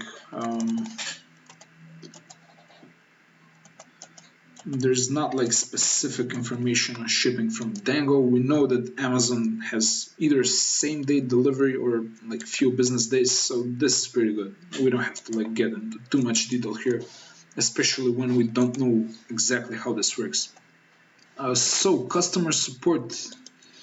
Let's see what Dango has to say about this. They have like the contact us page, and this is one little trick I wanted to show you. So we are gonna say that this is their email address. So first we're gonna say you can reach the Dango customer support team.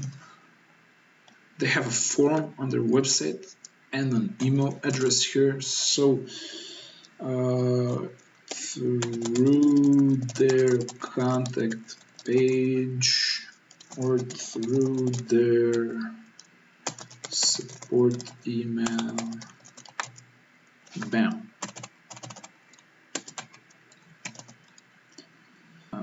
We will respond within 1 business day or less. Okay, they will respond within 1 business day or less.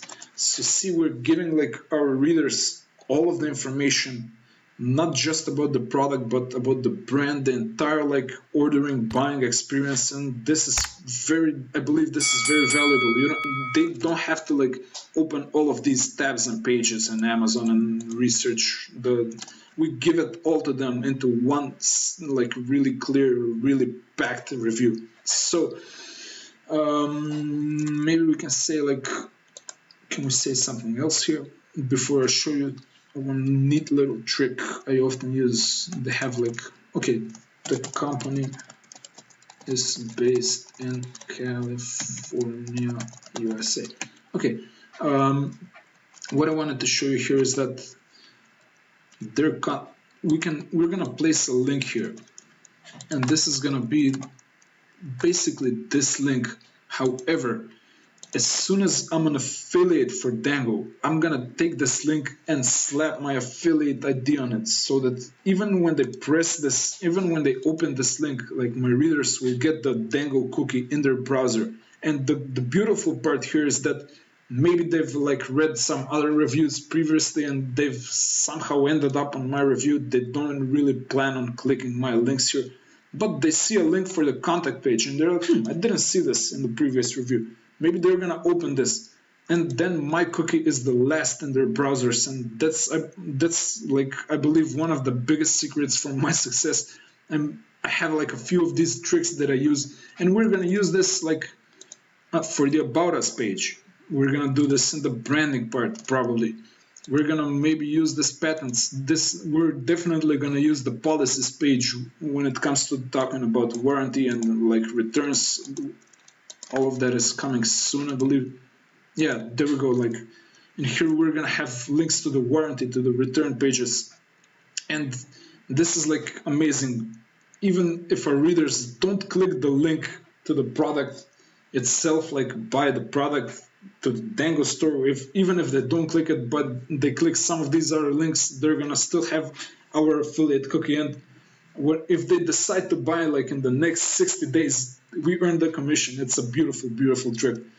So the warranty, let's see what Dango has to say here. So this is for your watches.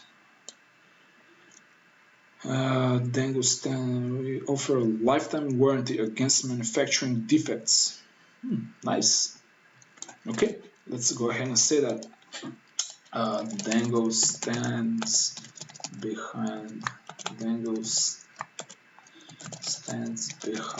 its products fully, and they offer a lifetime warranty on manufacturing defects such as missing parts. What else? Torn leather. Maybe we can mix it up a little bit. Missing parts, broken or damaged metal. Torn leather. with paracords, etc.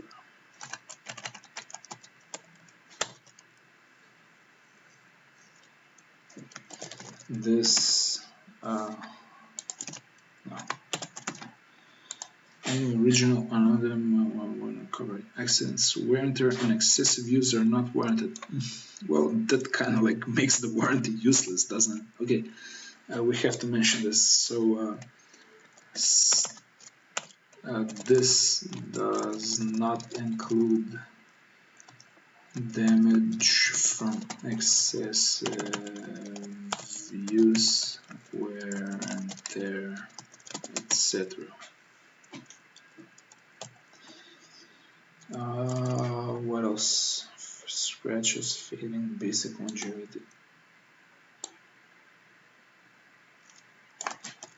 Okay. So we can't really say damaged metal here, it seems.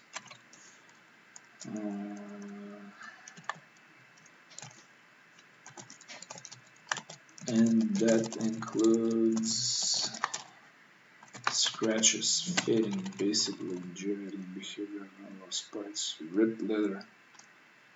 Huh. They covered torn leather, but not ripped leather. Okay. If a repair is required, customer will be responsible for inbound and outbound shipping costs. Okay, this is pretty standard. So if you file a warranty claim, you will have to cover the shipping costs for the item in both directions. Okay. And again, we're gonna place a link like lifetime warranty. These two words are gonna contain this link, and it's gonna be an affiliate link as soon as I join the program. So that's like the trick used again. And yeah, let's move on to return and refund policy. So let's go back here, and they had a section. They have 30 days, basic proof of purchase, original receipts, 7 business days, refund minus the outbound shipping. Okay, return myself all original parts and be sent in brand new condition in packaging. Okay, yeah, this is usually how it goes. I like to recommend this to my audience because, first of all, other bloggers never recommend this, and second of all, if they want to return the product and get a refund, they must keep the original packaging. So that's important to know. And we're gonna say here, if you wish to return the wallet for a refund, you have 30 days to do so.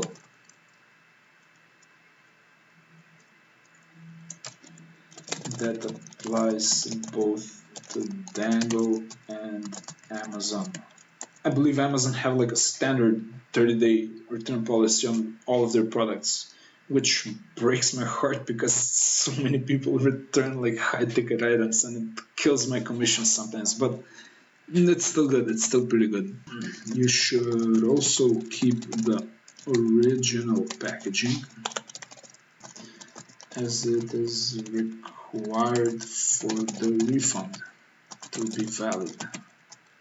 Both the packaging and the product should be in the exact same condition you've received them in.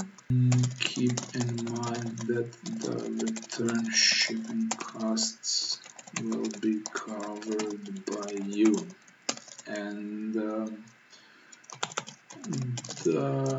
refund may take up to 7 business days to complete. Is that true? Yeah, 7 business days. Okay, well, that's another part fully done. The buying one. And honestly, I kind of hate doing this part because it's kind of boring. You have to do all of these like research and thingies, but it's a very valuable part for our audience, and we got it done. Nice. I'm pretty sure we can do like some of the basics here. Let's see. Yeah, this is a good one to get done quickly. So the Dango D01 Dapper wallet. What's like the basic description of it? Is a small, lightweight, portable, minimalist, simple to use wallet. Is small, lightweight, portable, minimalist, and very simple to use. There we go. Well, as long as we're there, let's add another one, like how to use. Yeah, I think this one can be useful. So let's have it here. No, actually, let's do the unboxing first because, well, I think it's kind of easier. So I saw like one unboxing video, and based on what I remember, the wallet arrives in a nice looking tin can. The can is pretty sturdy, and damages during delivery or shipping delivery shipping are almost unheard of. You can and should save this can, both because you may need it in the case of a refund, but also because you may find other uses of it. Yeah, and I usually have a sentence like the box includes, so the box includes the wallet and, whoa, how did that happen? And a small user manual with some basic instructions. The wallet, the paracord if you've ordered one. Yeah, okay, there we go. Unboxing, and should we do the user manual here? I usually do this, but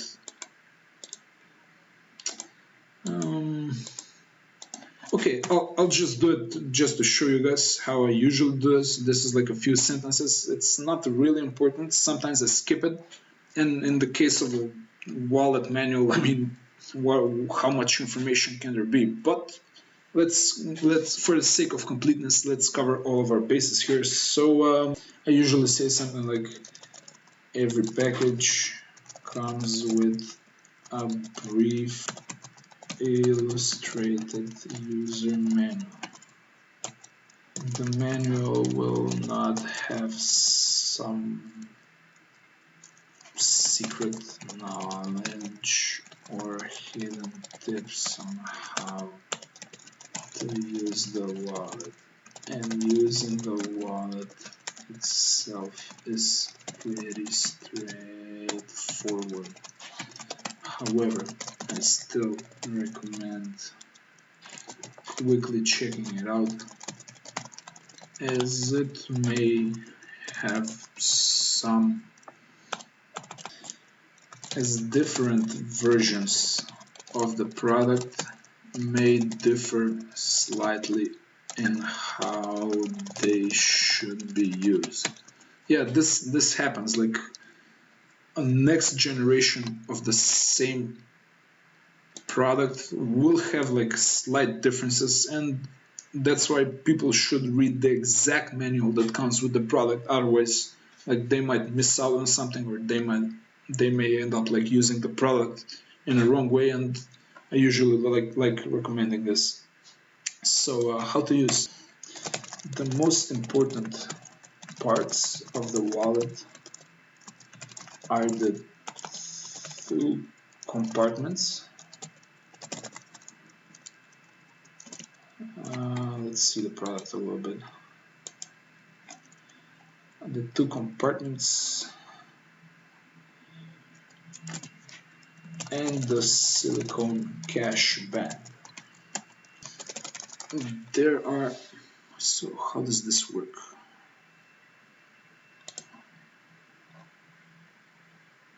Okay, that looks like 3 compartments there. Oh, sorry, 3 plates, I believe. Yeah, there are 3 plates that make up the wallet, forming 2 distinct compartments for your items, all of which are held together by the band. Whenever you wish to put something in or take something out, you just have to open the compartments by by pulling the plates apart. Yeah, sounds good. So the plates are not simple rectangular shapes and have gaps in the form of tabs on both the top and the bottom.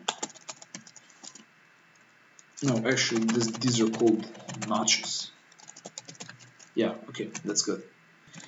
You can easily take out your cards either by pushing them through the notch on the bottom or pulling them from the notch on the top. Okay, basics, we got it done. Wow, this is going really nicely. So we have like buying done, basics. We still have to cover quality now. We have design done. Features is gonna be like probably the most work, and the reviews and customer satisfaction. The verses. Okay, we're doing good. I'm pretty satisfied with the speed because we're like doing what, 2 hours for the whole like. Okay, this is pretty good. So what next? Okay, let's do features next. Let's get in there. Like this is gonna be the bulk of the work. So features. Let's say like with its brave minimalist design, this product practically forces you to focus on what's essential. That's a very nice word to use these days. And get rid of all the unnecessary fluff. Unless you stuff your wallet with a bunch of items, maybe garbage. No, that's kind of judgmental. With a bunch of items, you will have no issue using the contents of this wallet and getting them out easily, in and out. Using this wallet with with about 5 or 6 cards is a very slick and pleasant experience. See, this part I didn't really show you guys, but I found all of this by going through the reviews. The video reviews showed a lot of like cool stuff as well, but as you can see, like the questions, they answer a lot of this. This is probably, I would say, like the most important information from those reviews. I'm trying to give the readers like exactly what they need to know, and they don't have to like fish around for all of this. So from my research, this wallet can actually fit like 12 cards, but if you stuff it with more than 8, it starts to get like really crammed up in there, and it's not like a good experience overall. And 5 or 6 cards is what I believe to be like the optimal number of cards this wallet can fit. The wallet has 2 distinct compartments. I suggest using the one with the notch on the top. Suggest using the one with the notch on the top. That's like, I suggest using the one with the notch on the top for the cards you use the most often, such as your payment cards and possibly some store cards, some key cards, transport cards, etc. Use the other compartment for cards that you must carry with you at all times, but don't necessarily need to take out all that often, such as your ID card, your driver's license, etc.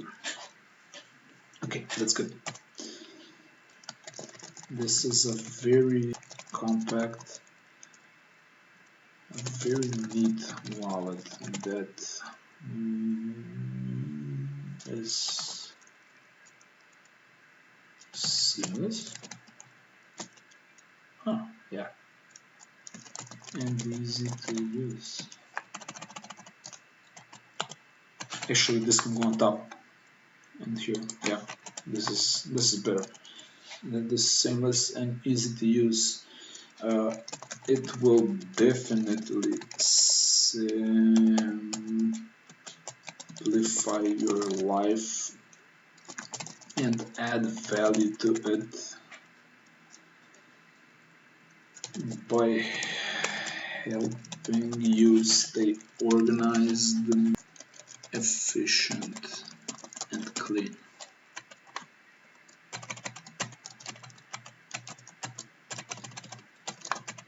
Clean and efficient sounds better, I guess. Okay, I think that's pretty good for everyday use. Let's see if we can do something on cleaning. Oh, hold on, we got a lot more to cover here.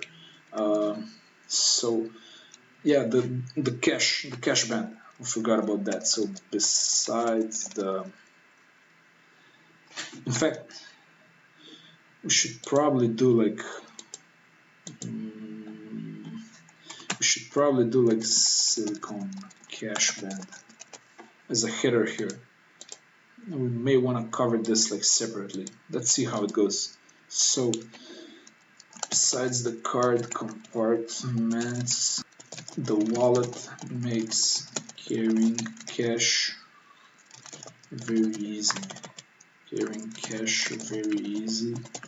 Thanks to the sturdy silicone band.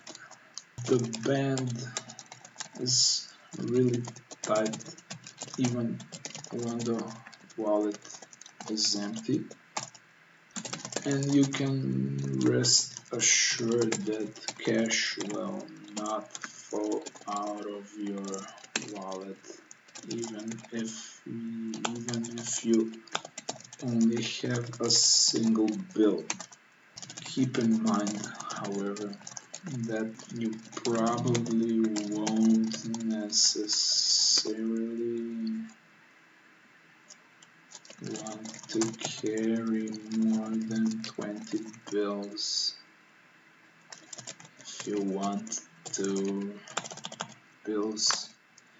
If you want to retain the minimalist look and function.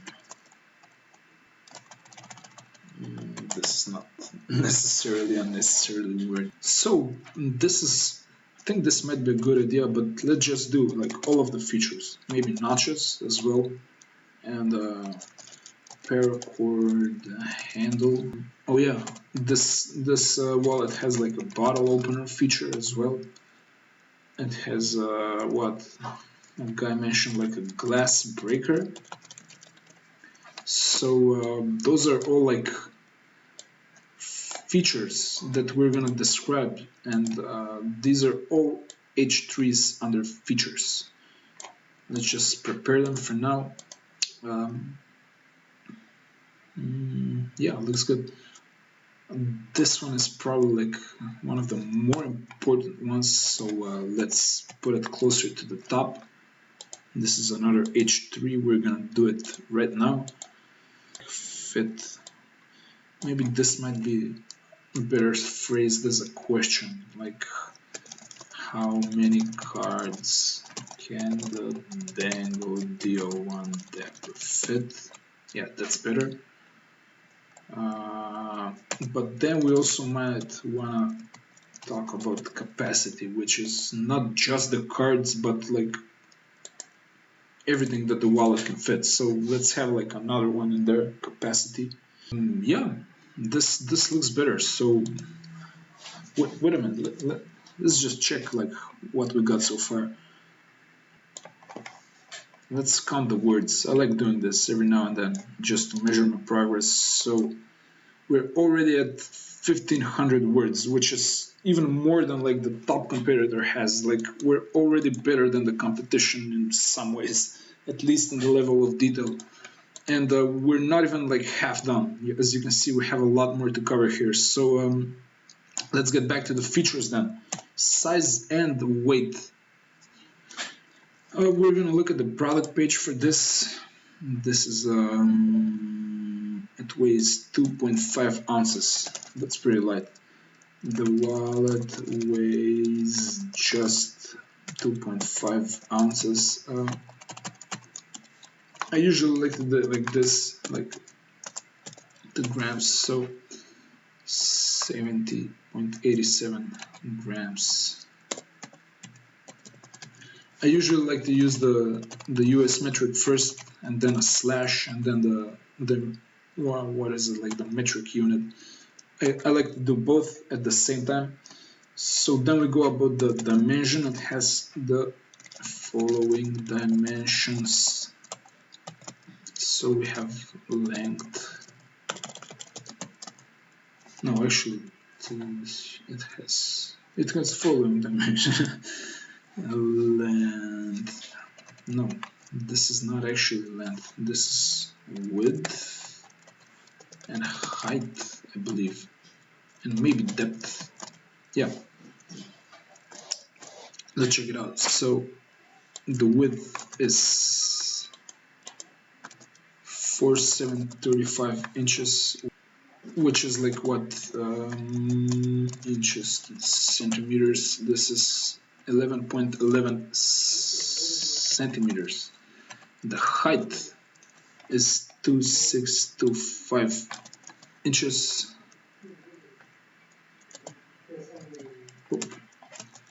Which is what? 6.66 centimeters.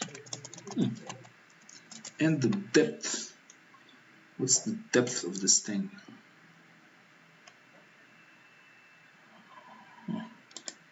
Maybe this one. Ah, okay. 0.375 inches. Or what, like inches to centimeters? This is 0.95 centimeters. Okay, 95 centimeters. There we have it. So this makes that makes this wallet a very lightweight and portable wallet. Very lightweight and portable one. Okay, so next, actually let's move the notches a little bit because they're like probably the basic feature, I guess, of the wallet. I mean, they're not exactly even a feature in some ways, but yeah, I've seen people call them features, and Dango refers to them in that way as well, so we're gonna go with the flow here. So this is actually like not very common in tactical wallets, so we can emphasize that fact. So unlike most minimalist wallets out there that only have either no notches or just one. The Dango D01 Dapper has 2 notches. As you can see, my WordPress editor is starting to lag because the text is already starting to get big. 2 notches. A larger one on the top and a smaller one on the bottom. You can use the top one to easily pull the cards and the bottom one to push them out. Although pushing them from the bottom will likely be your preferred way of doing things as it's much easier. Okay, that's good enough for the notches. Silicone cache band. So this is another fairly important feature of the wallet. Let's see what we can say about it.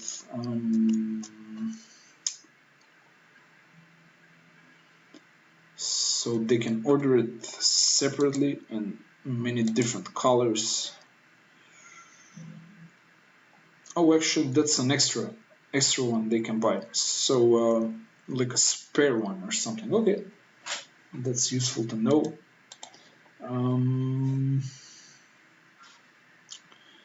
So this is like very strong and sturdy silicone band. It doesn't really break, so we should probably say that the cache band is made from silicone, and it is very thick and very tight.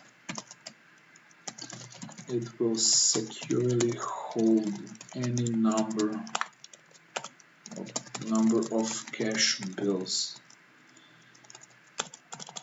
Okay, I guess we can say that the band has been stress tested by thousands of owners worldwide, and it doesn't break or stretch out even after years of usage.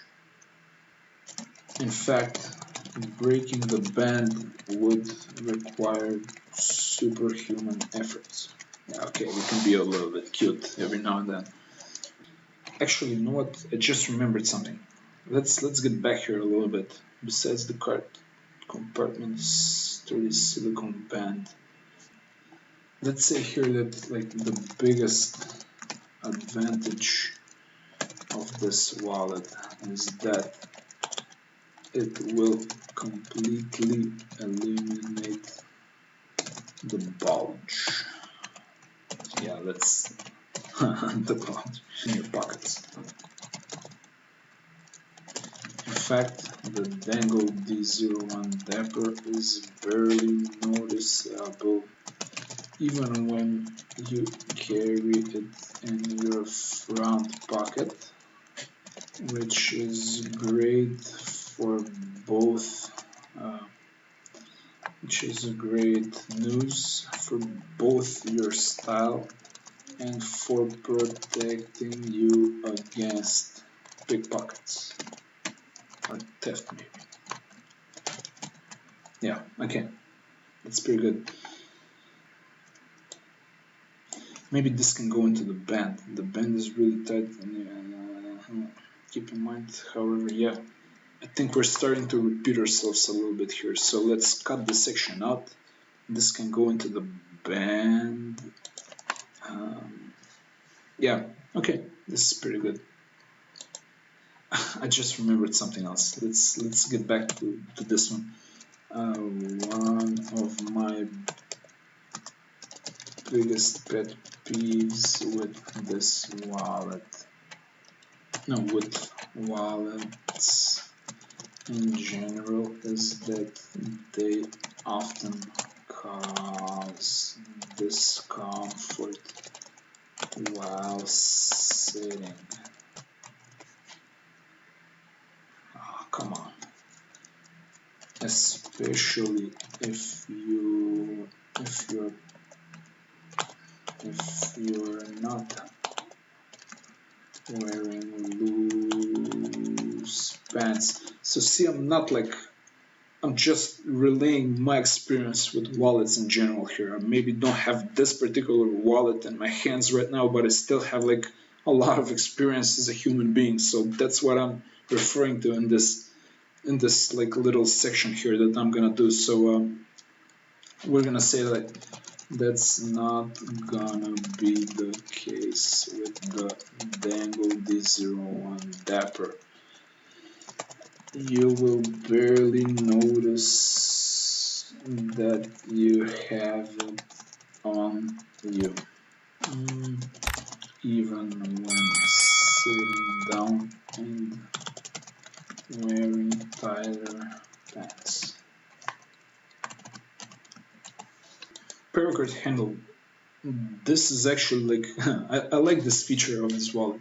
So let's say something like one of my favorite features about this wallet is its paracord handle, often sometimes called the tether.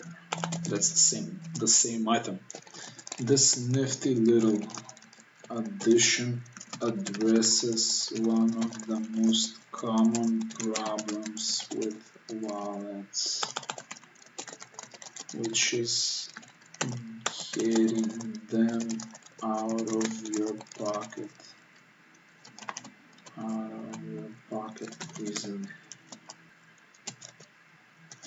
By reaching inside of your pocket, locating the paracord and pulling it, you will get your wallet out in no time and very smoothly. You can say like you will even gain a reflex for this. I like this.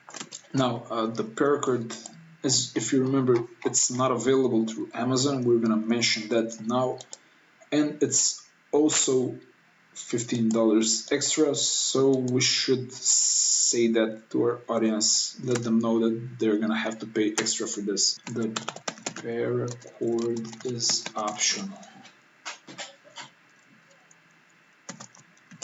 and you will have to buy it additionally. It costs an extra 15, but in my opinion, it's well worth that money, that sum. Maybe we can say like a case could be made that you could just use any old rope and put it through the hole for the paracord. But keep in mind that the original paracord has been tested and proven to be very strong and durable, and you also have a lifetime warranty on it as well. Plus it will go well with the wallet from a style perspective. So it's simply better to buy it, in my opinion. The paracord is only available if you buy it through the Dango store and not through Amazon. Okay, wow, so all of these features, like this is a really nice wallet. I'm starting to like it more and more the more I talk about it. It has a bottle opener feature. This is like this small like hole in here can be used as a bottle opener. I mean, it's not gonna help people like win bartending competitions or anything like that. So, but it's probably gonna get the job done in a pinch. And let's mention that. Let's talk about that. So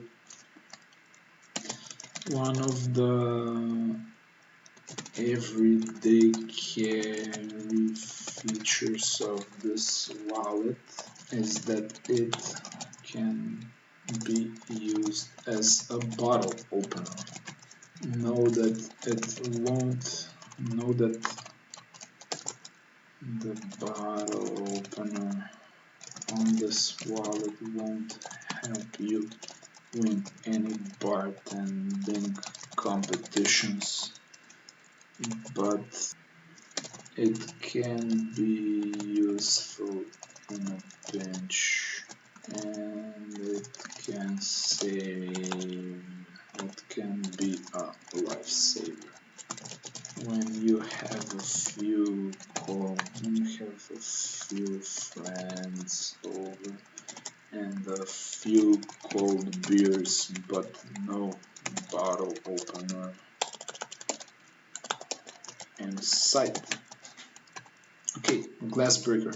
So one of the edges on the wallet can also be used to break glass, which is like a very nice feature to have at all as well. I mean, why not? So it can probably even save your life. Like probably the most tactical feature of this wallet is the glass breaker edge. Again, this is a complementary feature that will not be at the same level as a dedicated tool for the job, but it can also be a lifesaver. This time, literally. Haha. Okay, some writer magic in there. I'm trying to be a little bit fancy in there. That's fine. Cleaning and hygiene. This is going to be important for a lot of people in times of COVID and all of that. The nice thing about wallets like this is that they're easy to clean, very easy. So we can say like you can use sanitizer to clean and sanitize the wallet. You can use a damp cloth and some soapy water to remove stains from the leather. We say like the leather is of the finest quality and it will not acquire that bad leather smell that cheap leather products acquired after a long time of usage. So by water resistance, I guess this can mean two things in this regard. It can mean like whether the wallet keeps the contents inside of it like safe from water, which obviously it doesn't because it's an open wallet. And at the same time, is the wallet itself like resistant to water? Will it rust? Will it corrode? Stuff like that. So let's cover the first one. The items you place. The items you place in the wallet are not covered, so obviously they will not be protected against water damage. Okay, this is kind of obvious, but I guess we can still say it.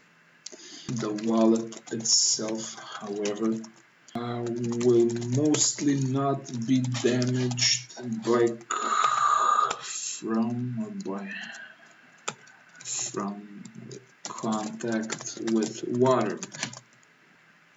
or maybe we can say for the most part the screws, the stainless steel screws will definitely not suffer any damage, but there is a small chance for the aluminum to corrode, so make sure to dry off your wallet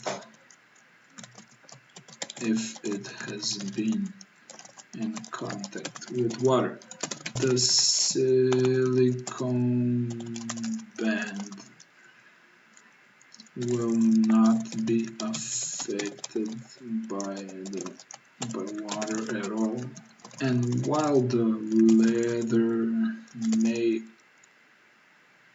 soak up some water, it will not be damaged either. We can just maybe take these ones and put them a bit lower. How many cards can the Dango Dapper fit? Well, officially, the Dango D01 Dapper can fit 12 cards, according to the manufacturer.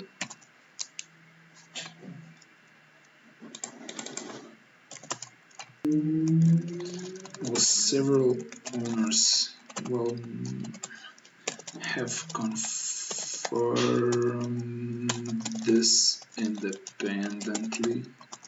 Stuffing 12 cards in this wallet would make it so packed that getting the cards out would be quite difficult. Realistically, is this right? Realistically, no, it's not right. Realistically, you can expect to put up to 8 cards in there without too much trouble, and I would probably recommend this wallet for a person that carries up to 5 or 6 cards for the most, up to 5 or 6 cards most of the time.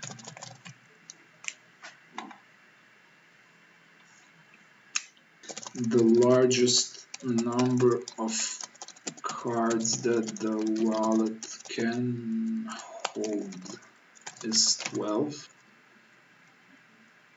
and additionally it can hold several dozen bills of cash with the silicone band.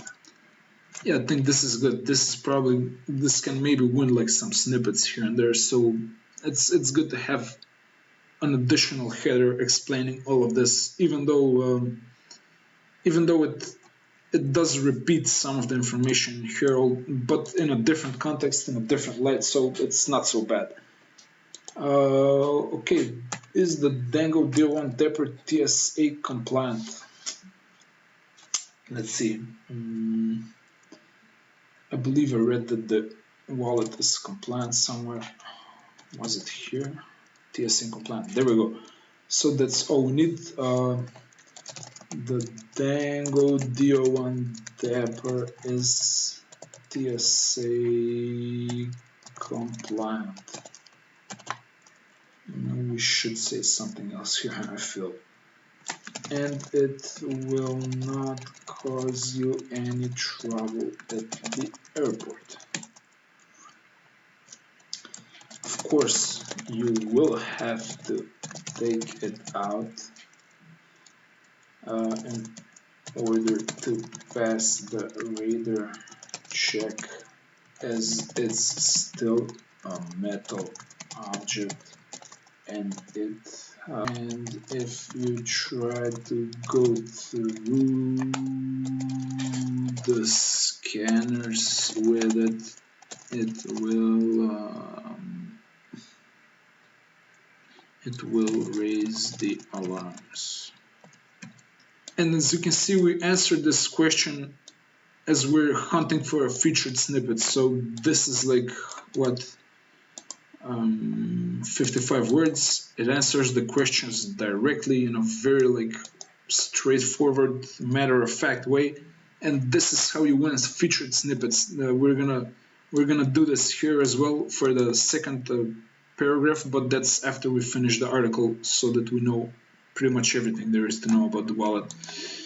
Does the Dango D01 Dapper have RFID blocking? I know it has, but I'm just double checking for some reason. Maybe we can say the Dango D01 Dapper has the RFID blocking feature. Maybe we can do. This was like what? This was radio frequency identification, which prevents the chips from your cards to connect to the card readers of potentially malicious actors. Entities. Okay, is the Dango D01 Dapper a tactical wallet? So to answer this question, maybe if you're not familiar with the term, you'll have to Google it, like what's a tactical wallet first, so that you can answer this successfully. I already did that in the research phase, so now I can say like, well, the thing with this wallet in particular is that it does have a few tactical features, but I would say probably not enough to be categorized as a 100% tactical wallet. So that's what we're gonna say here. Although the Dango D01 Dapper has some tactical features,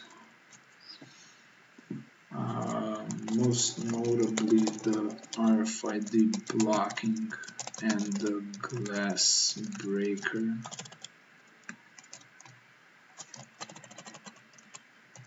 The bottle opener. It lacks some other tactical features. It lacks some other features that other 100%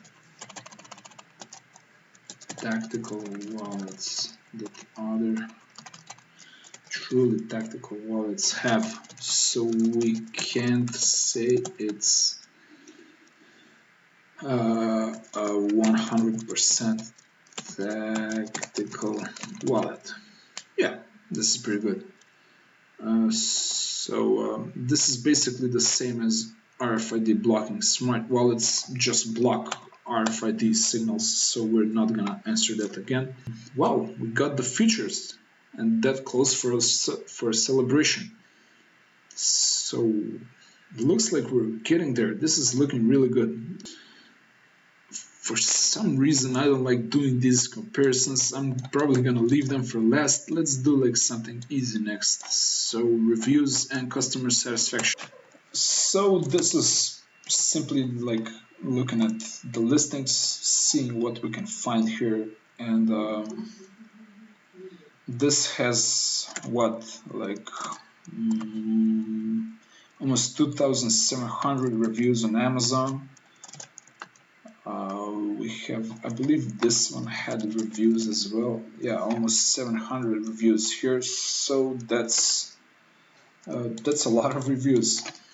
At the time of writing, the Dango D01 Dapper has around 700 reviews on the brand's store, and and around 207 reviews on the, or maybe that's ratings.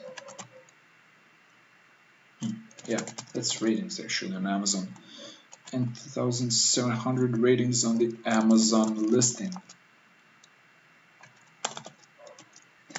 It is clearly one of the most popular minimalist wallets ever made.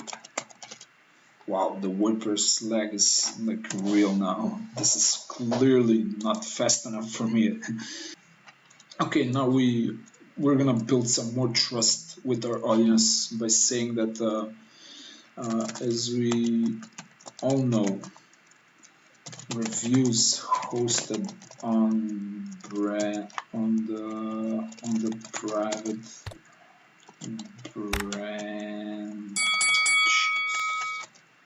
the private brand listings can't be may not always be very trustworthy.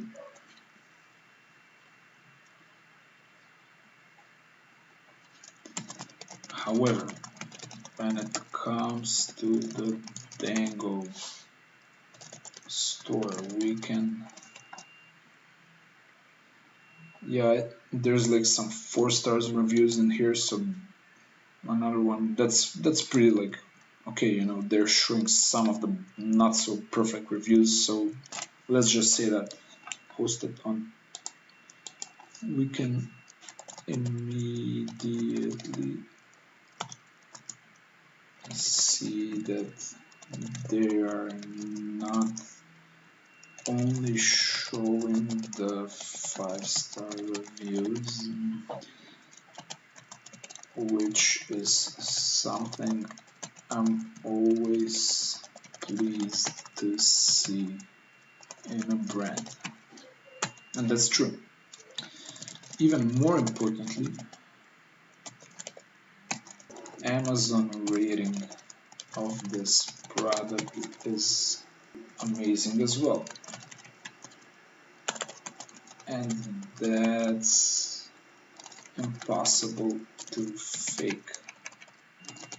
Well, it's kind of impossible, but yeah, it's almost impossible. Currently, the 4.5, okay. The wallet has a 4.5 star average rating out of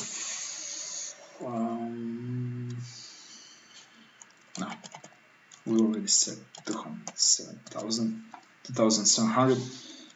Let's say like what, this is only 3% 1-star and 3% 2-star reviews, with only 3% of the reviews being 1-star reviews. Yeah, that's pretty good. That's pretty good. How about the 74? And about 74% of them being 5-star ones. It's more than clear that with those kinds of reviews, it's more than clear that the Dango D01 Dapper is an amazing wallet. So who should not buy the Dango D01 Dapper? We're gonna try to be real here, so we're gonna recommend people that shouldn't buy this wallet, that they simply should find a better wallet. And this is actually the place where we will recommend other wallets that are better suited for the needs of the people that don't necessarily want to buy this wallet. But since this is the first review we're doing, we're not going to be able to do that right now. We are going to come back to this article and update that part. But for now, let's just say like this wallet is definitely not for people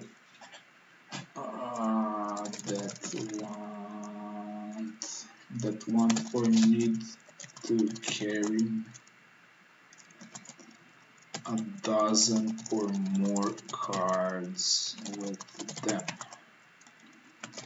While the wallet may fit around 12 cards if you really push it, the everyday use of those cards will be difficult because the wallet will be too stuffed and the cards will often get stuck.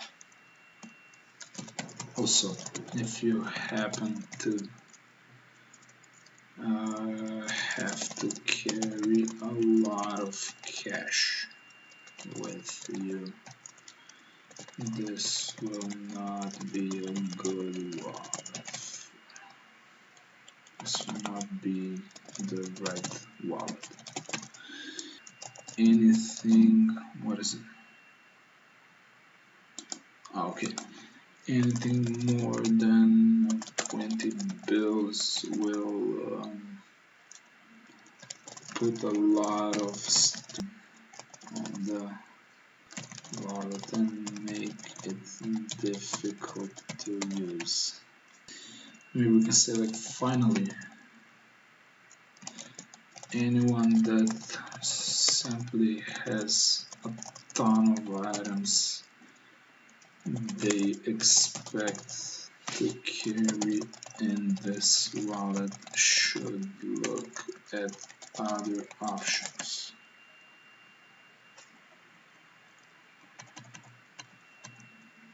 Maybe we can also say like this is not exactly a budget wallet, even though not expensive, not really expensive. This is not exactly a budget wallet. Maybe consider getting something cheaper if 69 is not a price you are happy to pay for a wallet. Dude, come on. Walter, what? For a wallet. Okay, no, I think that's good. We have a lot of reasons not to buy this wallet. Maybe we will edit that a bit later. Let's say something like this. The Dango D01 Dapper is one of the several minimalist wallets that lead the pack. Come from the future. Okay, now people who hate the bulge, that old school wallets, old school fat wallets, make in their pockets, will find this wallet to be just right.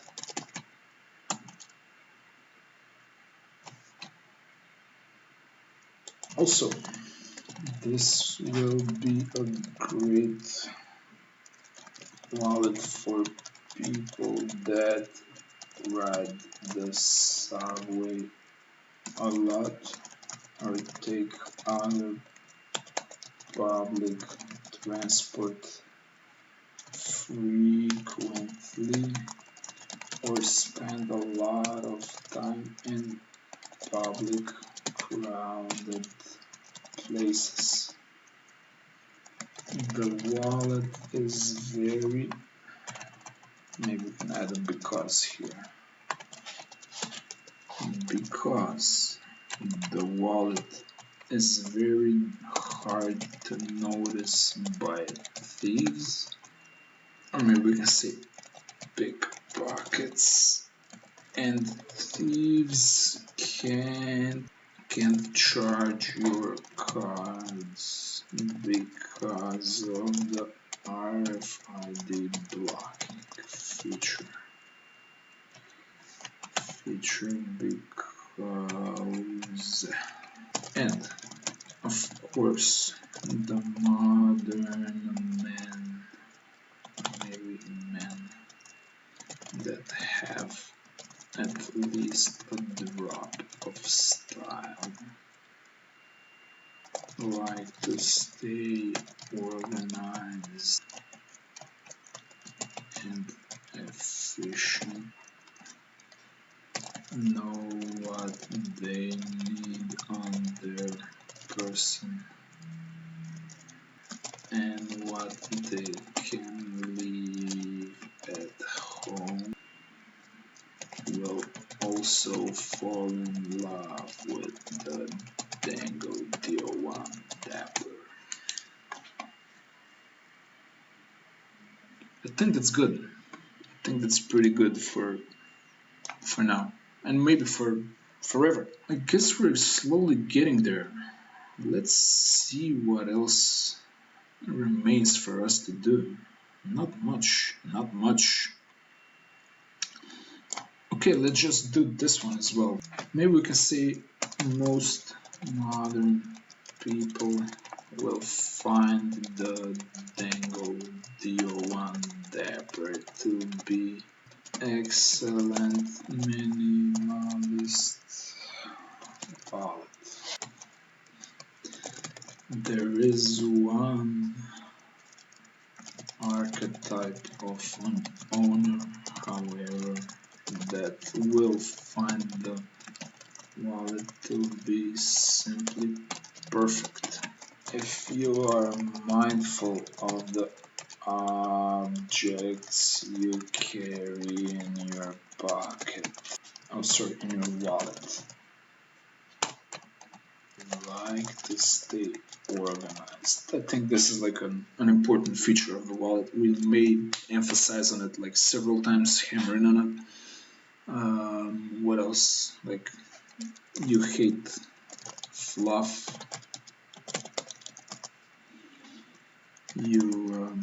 Or maybe clutter. I think it's better. You hate clutter.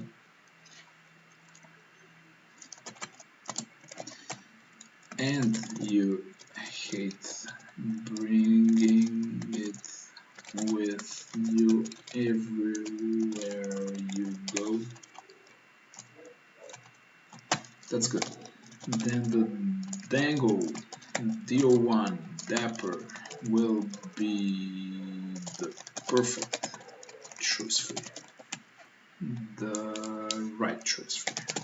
Well, I guess we can say, like, be a bit more specific.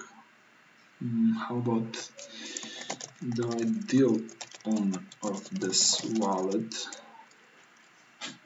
is who? Who is the ideal owner of this wallet? Is the guy who only needs a few payment cards and only carries a little cash on him. And possibly a few other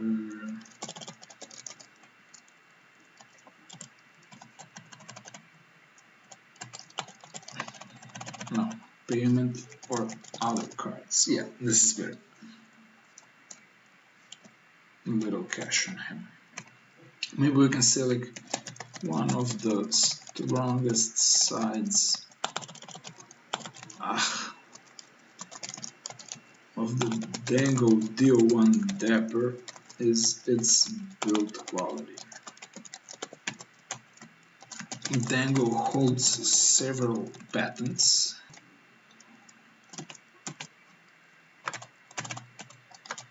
Yeah, there we go. For innovations in the space of wallet in the wallets area, but also for other products, as they also have what else is here, like, yeah, it looks like they have patented like this particular wallet. This looks like it. So they also have a patent for this wallet. That's good. Okay, lifespan and durability. Have like durability, lifespan. Yeah, durability is fine. With a very simple design and very few moving parts, there is a very big chance that nothing goes wrong with this wallet for a very long time. In fact, chances are the Dango D01 Dapper will last you a lifetime, and their warranty policy vouches for that. Breaking or seriously damaging the wallet in everyday situations would be close to impossible. You'd probably have to bang the wallet with a hammer in order to really damage it. Maybe we can say like all of the materials used are of the highest quality. The surface of the, or maybe none of the surfaces of the wallet scratch easily. Okay, that's enough for durability. Materials. Let's see now what's going on with this materials. Top grain leather, mil-spec. Oh, there we have it. Okay, so the materials. Maybe we can say the base and or just the frame of the wallet is made of anodized aluminum.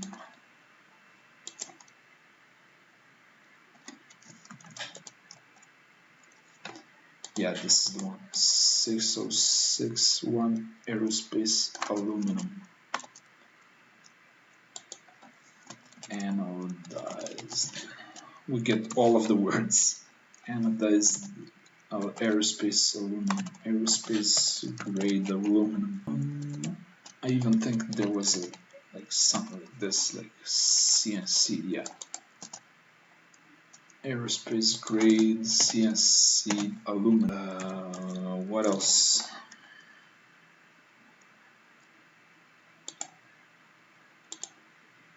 One, two, three, four, five, six, 7, 8, 9, 10, 11. There are 11 screws made of, I think the screws are stainless steel, yeah. Stainless steel. The back side of the wallet. So it only has like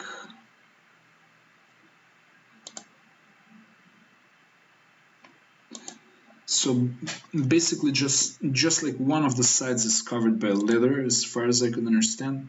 So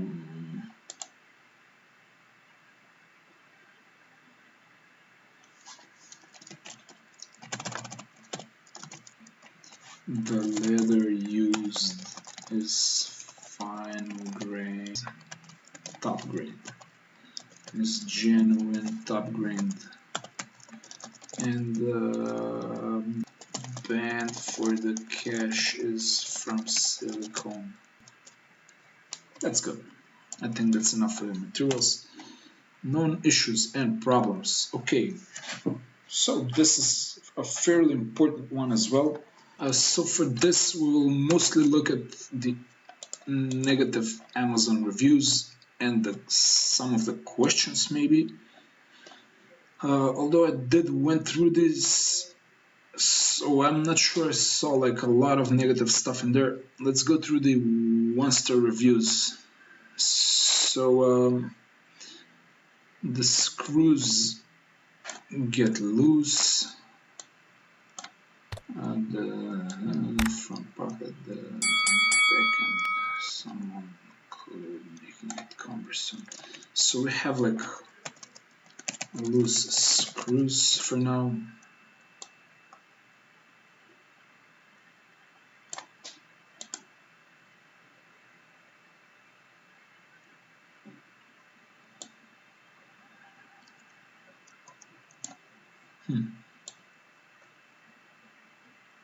I'm not sure, like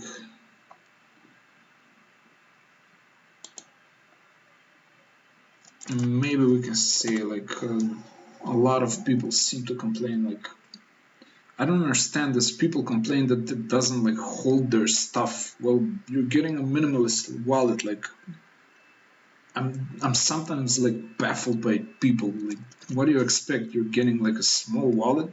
That's what you ordered.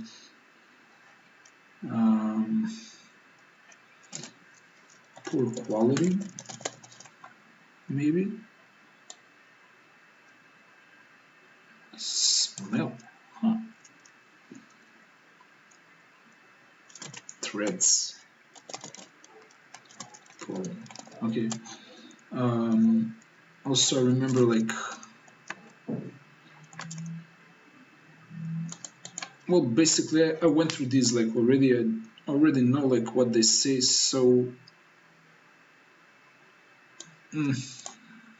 like I have a few notes of my own. Basically, I believe this part can get stuck with your clothing, so the bottle opener stuck, maybe.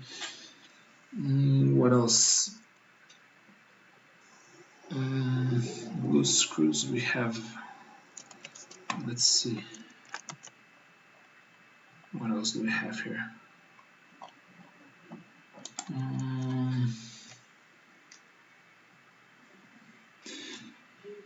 I'm trying like to look at the wallet myself and see if I can spot some issues. Oh yeah, I noticed this one. So it has like this proposition 65 from California, which is about harmful substances. I think most products have this, but we will still mention this as well because, well, we care about our readers and we believe in informing them completely. Proposition 65, okay. And oh yeah, I remember one issue of like the sliding plate. We're gonna cover that as well. So I guess that's it. I guess we should cover like these issues. Let's say something like, as with any popular consumer product, the Dango D01 Dapper is not without its downsides and issues. Probably the most common issue reported is the sliding front plate. When the wallet is not full,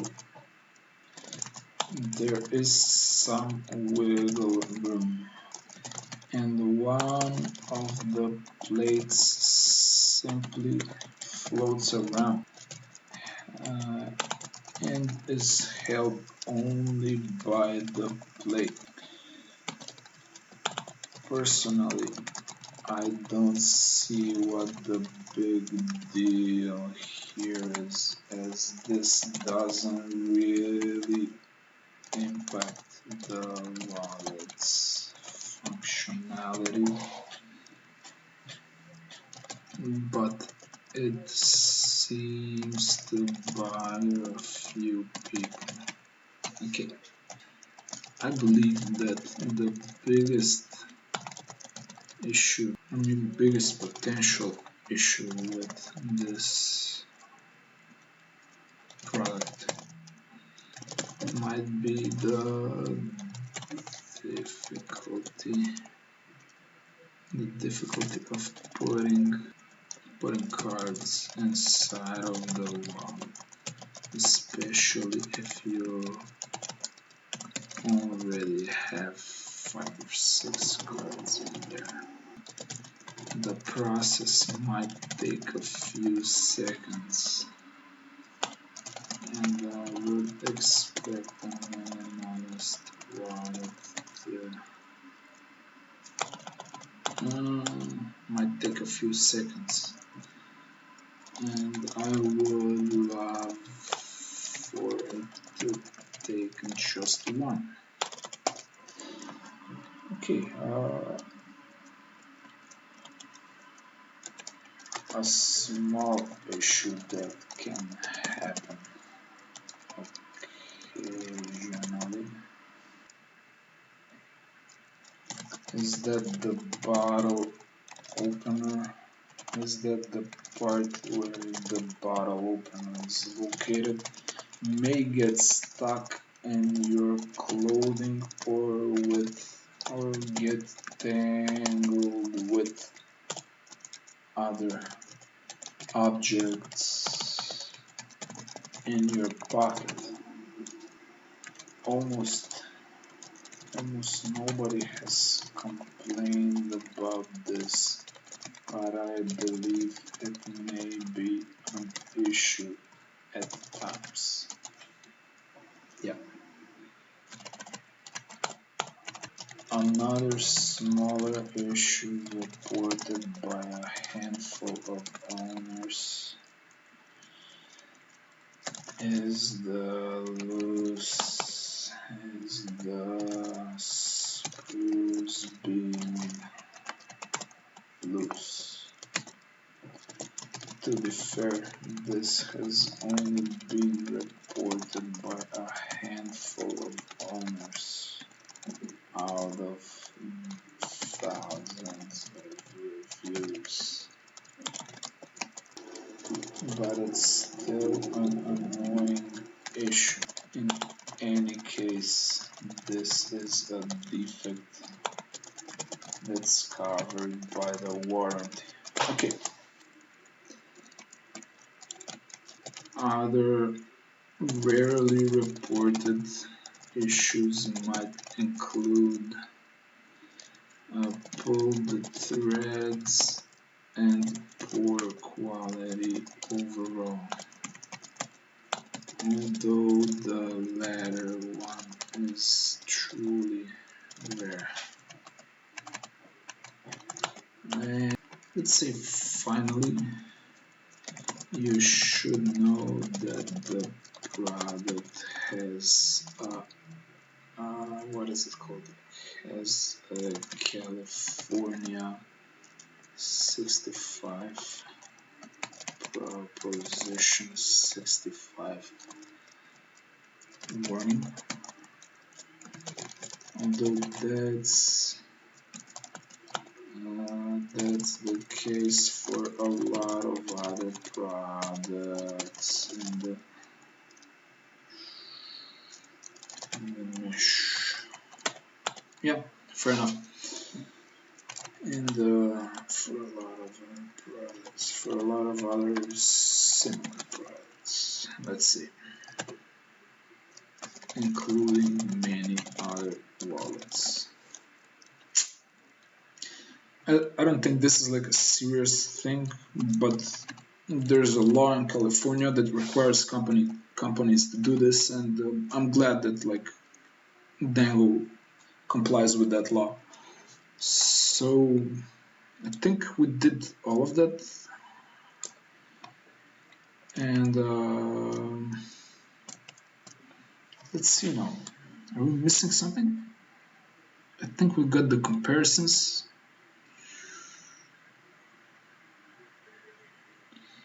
We got all of it. Yeah, yes, nice. I like this. Okay. So let's do this real quick. The Dango D01 Dapper is a very popular wallet, and as such, it gets compared to other similar wallets a lot, sometimes even with other Dango wallets. Okay, I think this is gonna be the most frequent comparison here, but it's kind of getting dark in here, so we're gonna cut this short right now. We're gonna continue a bit later. I'm gonna take a little break, and this is mostly done, like the writing is mostly done, so that's pretty good. Let's see like how far along are we at the moment.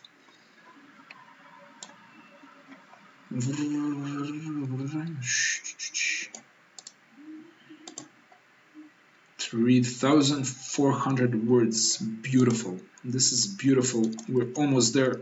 We will get this done very shortly. Okay, so what remains for us to do here in terms of writing the content is the comparisons. So let's, I think in this case we're only gonna do this one and maybe leave the other ones for later. Let's see if there's something already there for this comparison. Actually, no, you know what? Let's just see like what the Ridge wallet looks like, what are its basic functionalities, and we'll try to compare it right on the spot. I think that's a better way. So this looks like what? Okay, let's see the bestsellers first. Carbon fiber, forged carbon, titanium. These are like a bit pricier options, it seems. Let's check this one. I think this one is like probably the closest to the one we're reviewing right now, the Dango D01 Dapper.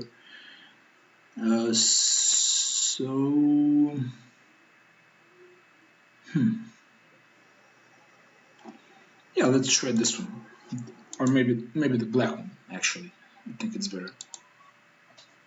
But what's going on there? Yeah, let's try the black one. So as you can see, it has a lot of reviews as well, probably even more than the. I believe generally this is a more popular wallet than the Dapper. Let's see if this wallet is on Amazon as well. Yep, there we go. There is like the Ridge wallet, authentic minimalist. Okay, so what we can see here is that this wallet is a bit more expensive, but it's also more popular. And well, if I would have to compare these two, I would probably say that this one is also weighs about the same material is used, holds the same number of cards, has a money clip, lifetime guarantee, RFID blocking, pretty much all the same features, although I think the Dango is better in some ways, so let's see how that might turn out. So the Ridge versus Reg aluminum.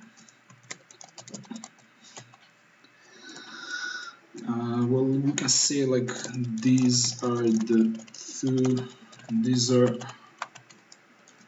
arguably the two most popular minimalist wallets on the market today.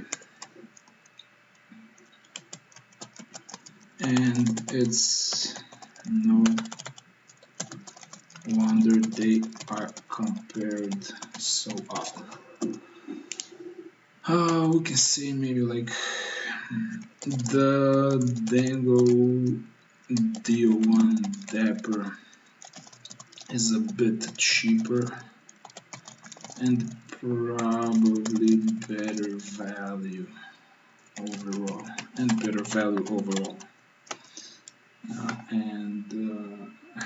Okay, let's listen to Grammarly here. We can say like, no, let's start with the similarities. So both wallets are made from aluminum, both have RFID blocking, and both weigh about the same and can fit the same number of cards. And the Dango, okay, let's not say this. Dango D01 Dapper is a bit cheaper. Also, in my opinion, it looks a bit more elegant, as the ridge is almost entirely metal, and that may also prove to be less comfortable for wearing all the time, as it will be more rigid. Also,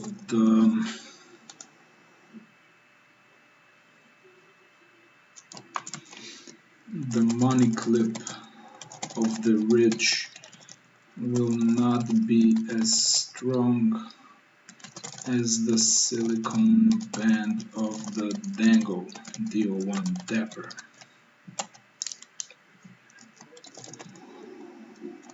So in most cases, I would probably recommend the Dango D01 Dapper to most people. I would recommend the ridge for anyone that's looking for that stellar brand recognition, as this is the most popular minimalist wallet ever, probably. Also, the ridge.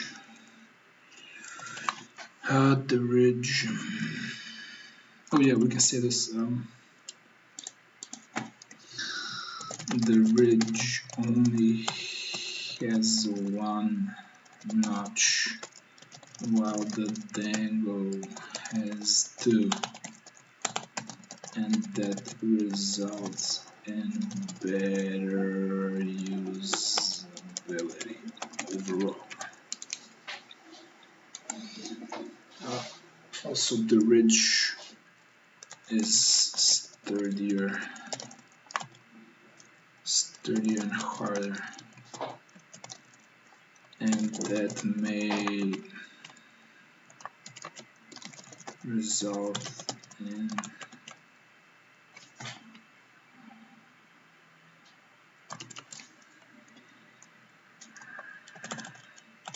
and while that may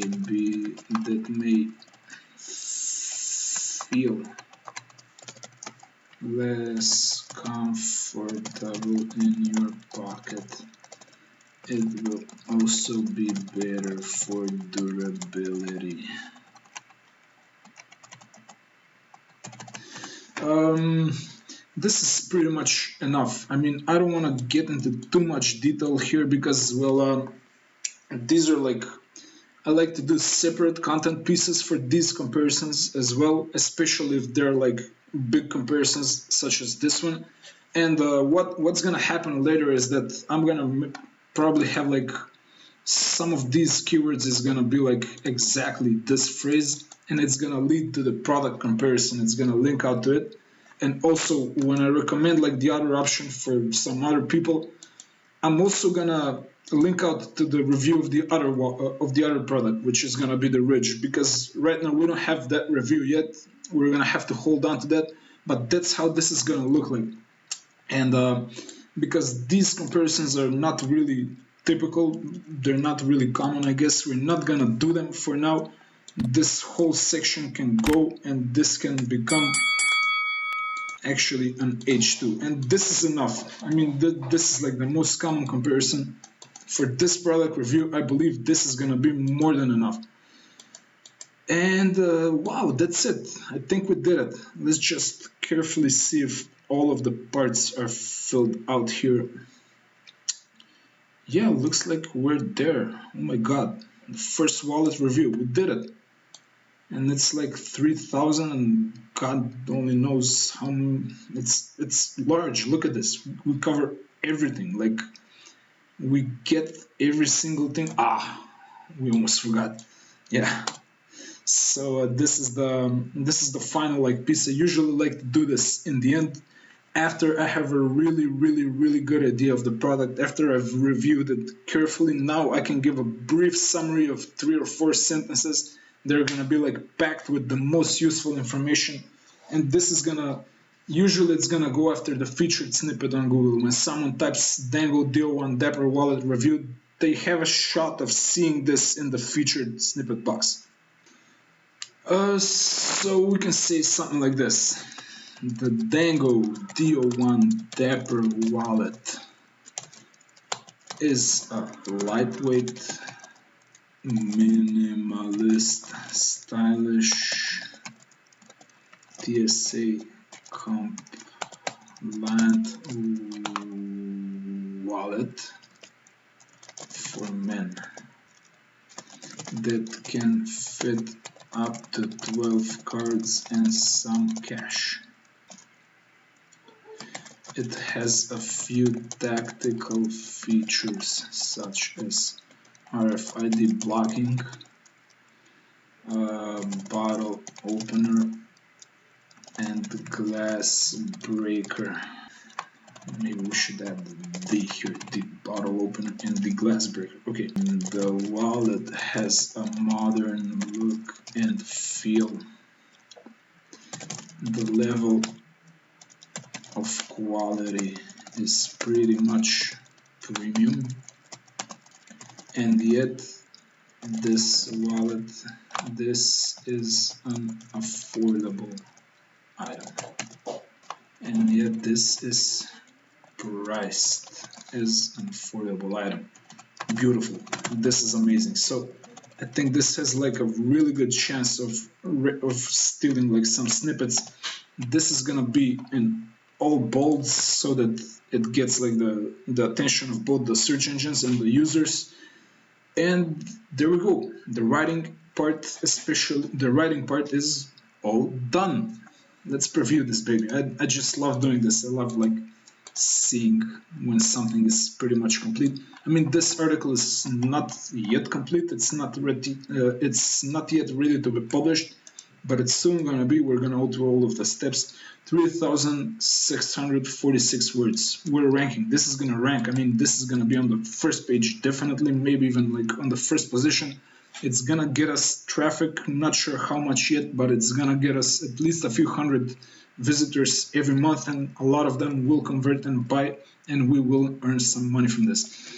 Okay, well, let's go back to the process then, and the writing part is done, which is like the most important part of all. And with that, all that remains is like, they're mostly like technical steps. There's not a lot of creativity here, but we should do them nonetheless.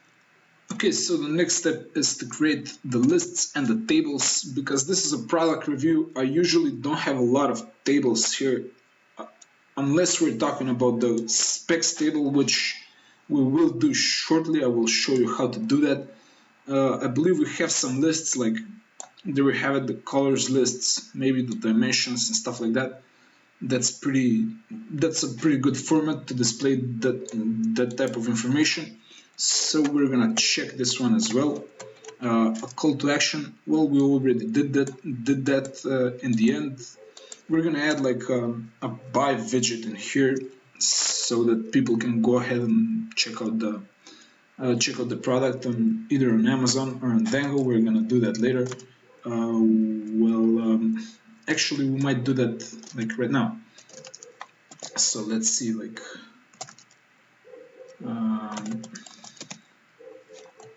maybe we can find the product on Amazon. I'm just gonna show you quickly how I do this. So right now I'm using the Amazon Associates SiteStripe Chrome extension. It's already connected to my account. I just click this, it generates the short link for me. I copy this and I use a plugin on WordPress called Thirsty Affiliates. I just go and create a new link. I will name it the Dango D01 Dapper Amazon.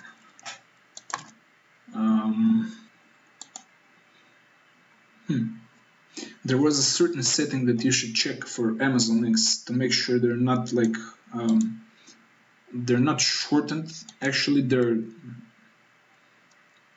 displayed as Amazon links because that's against the policies to shorten them like this with these extensions. However, for now, this is good enough to show you guys how this is gonna look. I'm gonna add the link here in the buying section, and also we're gonna do a call to action here. I know I said I'm gonna recommend the Dango store as like the better option from between the Dango store and the Amazon for now, because I'm not an affiliate for that program yet. I'm simply gonna recommend readers to go to Amazon. Maybe we can do it like this, just a simple link at the end. No, actually, let's do a better one. So if any of that sounds like you, then go check out the Dango D01 Dapper on Amazon. Yeah, this is pretty good. This is how we're gonna end the article, and that's our call to action. Now the product specifications table. This is gonna be for now it's gonna be a regular table that we're gonna place maybe where should we put it?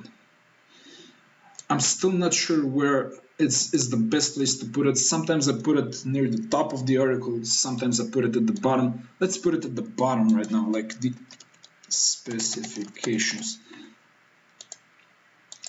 like right at the bottom. And this is usually a table, that's how I like to do it.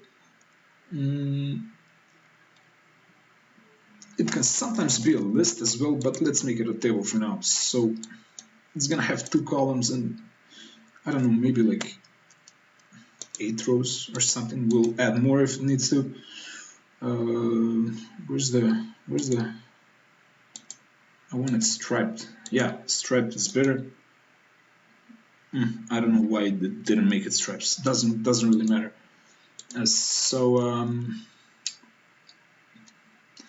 We're gonna do it like this: Dango D01 Dapper specifications, and these are gonna be our specs. Okay, so let me show you something real quick. I have a spreadsheet. This is how I like to do this. I have a spreadsheet for the data I collect, and you're gonna practically fill this out as time goes by. You're gonna have a lot of products in here. For now, this is good enough to start. So this is gonna be like type minimalist where we have like number of cards, or maybe max number of cards, 12. RFID blocking.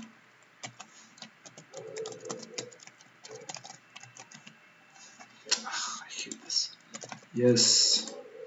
TSA compliant. Yes.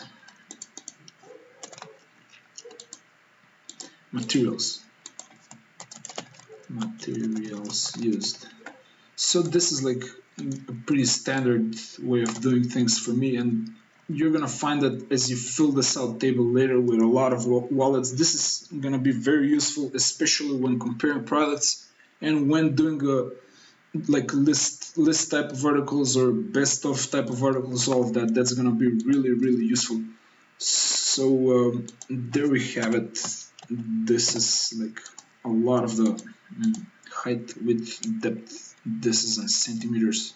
So we're gonna do it like this, and we're gonna add a bit.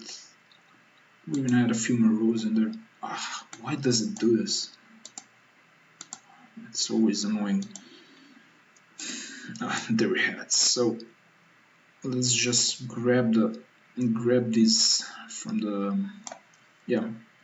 So this is the width. Actually, let's copy all of them. That's the width. Are you kidding me?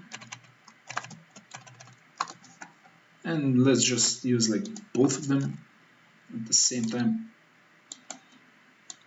So both inches and centimeters. That's always how I like to do it. Maybe we can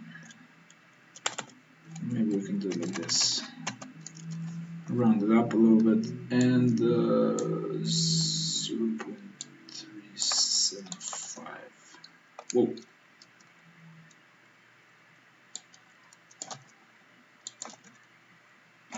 What is going on here?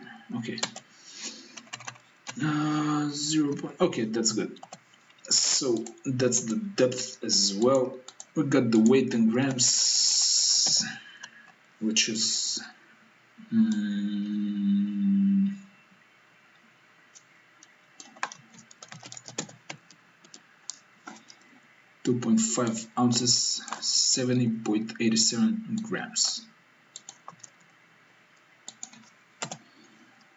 And do we have something else? Oh, features, water resistance, warranty, and return policy. Okay, so we have 1 more rows, 2 more rows, 3 more rows, and that's features, warranty. No, I missed one. Water resistance. Water resistance, warranty, return. Period. So for features, we have all of this: push notch, silicone band, tether, bottle opener, glass breaker. Let's add in RFID blocking. We have some water resistance. We have a lifetime warranty, although it's excluding wear and tear and extensive use damage. That's more precise. And there's a 30 days return period. And those are the specs. This is like a great piece of specifications for this product. Probably the most complete one on the internet. Even like the product page of the brand itself didn't have this detail of a specs table. So that's done as well, and that's the only table we need so far. The author widget is something that I personally do. Maybe your theme is gonna add like the author HTML or the author section for you. What I do instead is I add it myself, but because I still haven't prepared this for this blog, we're just gonna skip that. I'm gonna add it later. Link. These are like other parts of my standard procedure for blogging. So link out to high authority sites. This is not necessary because this is a product review, and we already linked out to Amazon, to the Amazon store, and to the other like Dango sites like the patents and the contact us and some other links that are later going to be affiliate links as well. We still don't have any other content on this blog, so we're not going to link out to any of our other content. Plus, when it comes to reviews, you don't want to outlink too much. You don't want to link out to your other content too much because the reader is already here. You want to keep them here, and the only few links that you show them are links where you earn money if they click and go by. So that's like your focus here. Okay, so we don't have any graphs, charts, infographics, or illustrations for now. Maybe we will add some of those later, but we will have a few images here. And this is also like an interesting practice, let's say. So what do you do when you don't have images for the product, as is the case right now? Well, first of all, you shouldn't use any images that you don't have permission to use. That's how this works. Don't ever do that. However, we are gonna become an affiliate for this product, and we're also gonna ask for permission to use some of their images. So I'm just gonna go ahead and show you how I add these images for the time being. I'm gonna pick a few of them. Usually what I've found happens with affiliates like this is that once they see that I'm an affiliate for them, I recommend their products, I represent their products in like a positive light, and I send them a lot of audience, and they generate a lot of money because of me. They have absolutely no problem letting me use some of their images. It's still best practice, and I always try to do that. I always try to get permission in an email or another written form that I can use their images. So maybe we can use this one.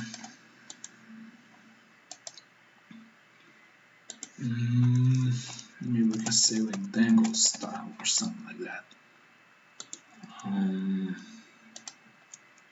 Let's create a new folder here for Dango D01 Dapper. Let's do that one. Maybe we can do like, this can be a good basic one.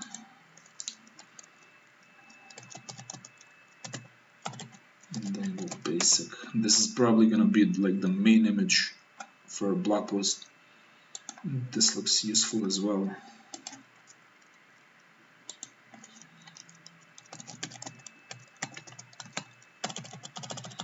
Dango what, like 2, whatever.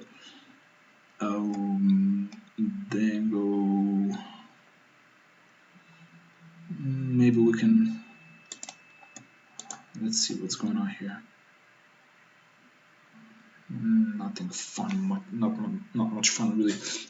Okay, we have 3 so far. I usually like to have like at least 7 or 8 here. And again, we've come to a point where I can't really show you how to do this because this is gonna go on YouTube. This video is gonna be on YouTube, and I cannot show you YouTube footage from other videos. But what I usually do this, and this is a great example to show you guys. So as you can see, they have a video.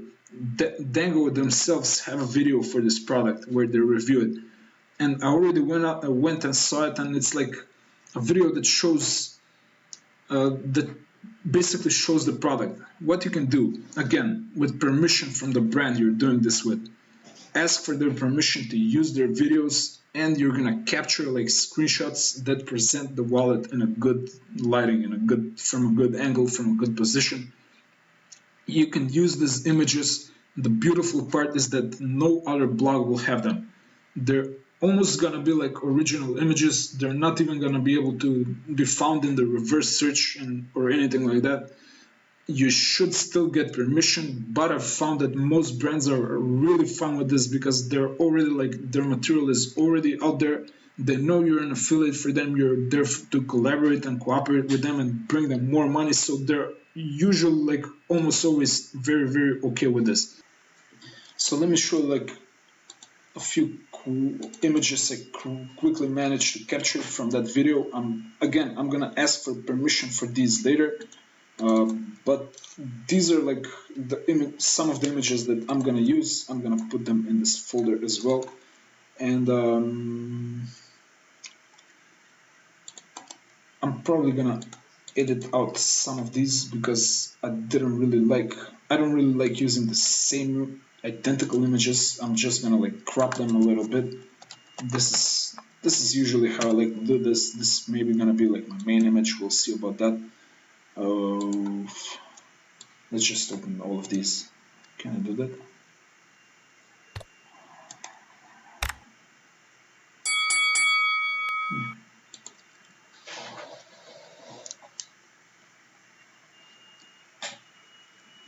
Yeah, okay. So these are all of the images we're gonna use. I got these from the YouTube video. I'm gonna crop this one because this is from their website as well. You don't have to really use big images. I think like 700 pixels is good, and it still looks like pretty good. I mean, I'm not exactly like big on images most of the time. Yeah, we should probably crop this one as well a little bit. There's a lot of like white space in there and all of that. Maybe 700 is good here too. Yeah, there we go. I got this one on my own, and this, I think we can do it like this, and then crop it a little, maybe like this, and there we have it. So these are the 6 images that we're gonna use. Usually I like to add them in bulk in the media section so that I can add all of the all of the alt tags in one go. So the alt tags should be meaningful. They should describe the image. So this can be like let's say stylish person putting the Dango D01 Dapper wallet in their pocket. Yeah, that's a good alt tag. A person putting some cards in the Dango D01 Dapper wallet. Okay, there we go. Person holding the Dango D01 Dapper with both hands.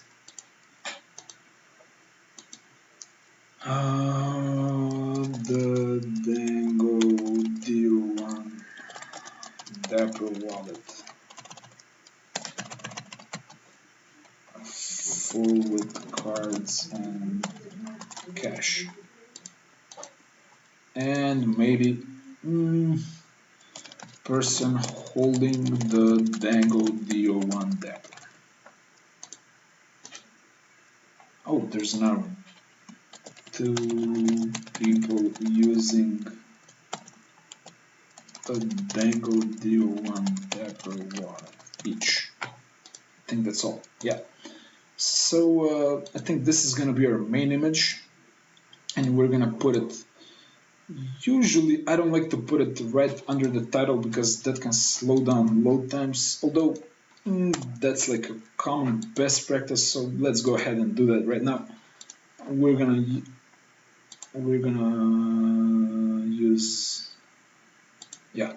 this one, and this is also gonna be our featured image for the post. So let's add that in here as well. You can add a smaller version of this. I usually don't bother with that too much.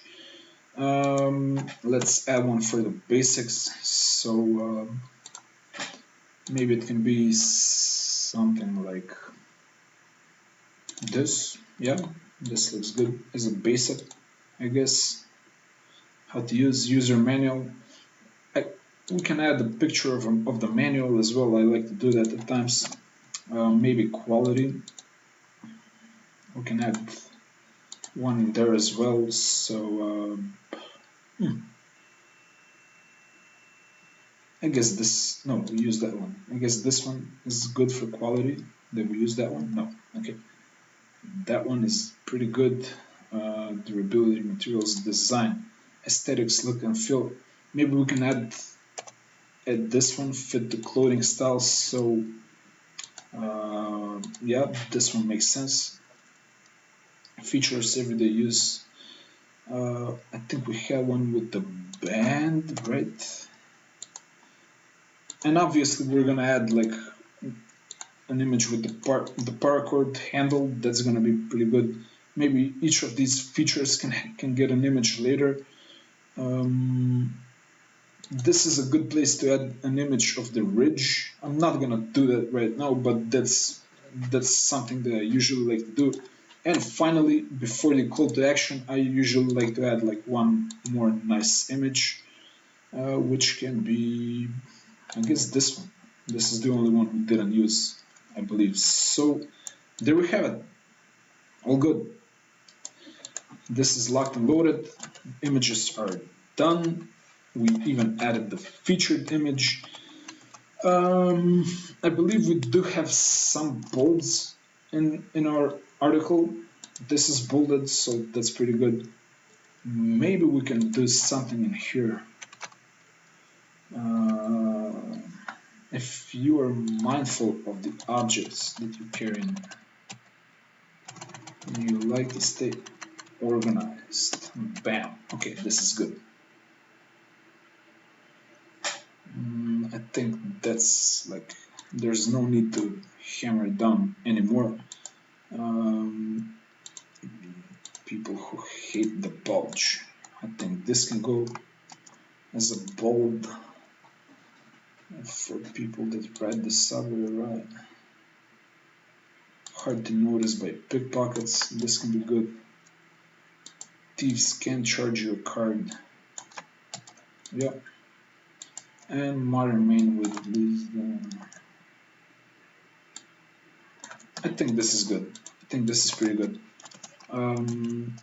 This we don't need anymore. So those are some pretty good bolds that further sell like the wallet, let's say. And that concludes it for the writing part.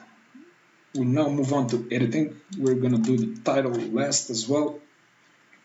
We're gonna select the category. We already did the second paragraph. I guess we're like mixing the steps up a little bit here. We're gonna craft the title. We are gonna set the permalink after we do the title because WordPress has a way of like annoyingly changing that. And yeah, a few other technical steps. We're gonna cover those really quickly.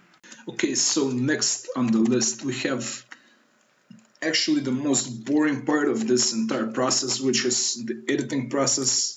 We're gonna go for correct spelling, proofreading, and editing. But this turned out to be a pretty long article, so I'll just do it as quickly as I can. I'm gonna read through this.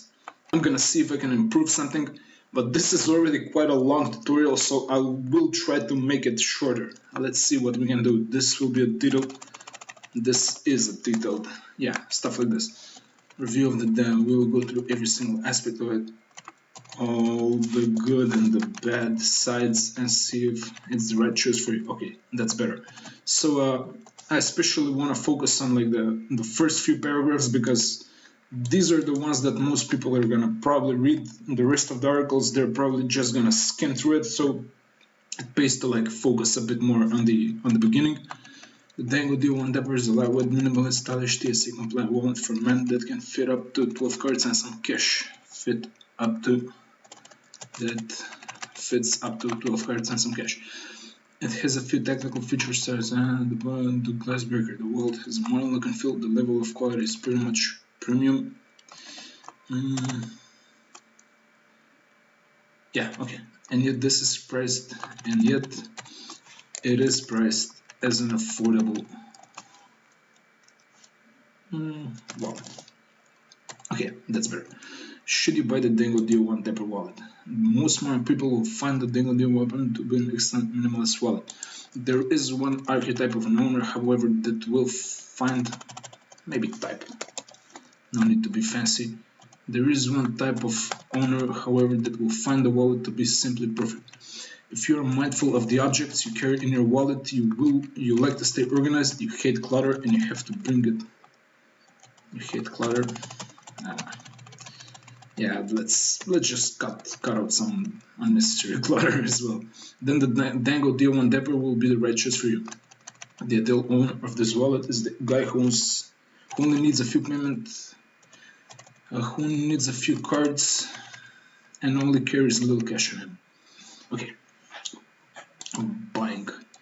There are two places online where you can buy the original Dango D01 Dapper wallet, and those are Amazon and the official Dango store. Remember, this is going to be an official link when we redo this article after I'm an affiliate for the Dango products. I recommend buying through the Dango store as the prices and the warranties of the product will be the same, but you will also get the option to buy the tether, aka the paracord handle. Maybe we can switch these up because, as far as I could see, paracord is the most frequently used terms, or which we're trying to go with the flow as much as we can. We want to sound like as natural and as much as the audience and the industry sounds as well, which I recommend getting. Still check out the Amazon listing as well, as they may offer better prices at times.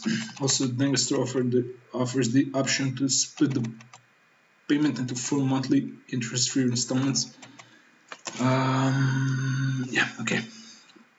Usually the Dango D01 Dapper costs $69. With a price like that, this is far from a luxury item, but it's also not a budget choice either. Maybe this is good, given all the stress and the time this item will save you, the efficiency can bring to your life, and the fact that you will probably not have to buy another wallet ever, and the fact that you will probably never buy another wallet.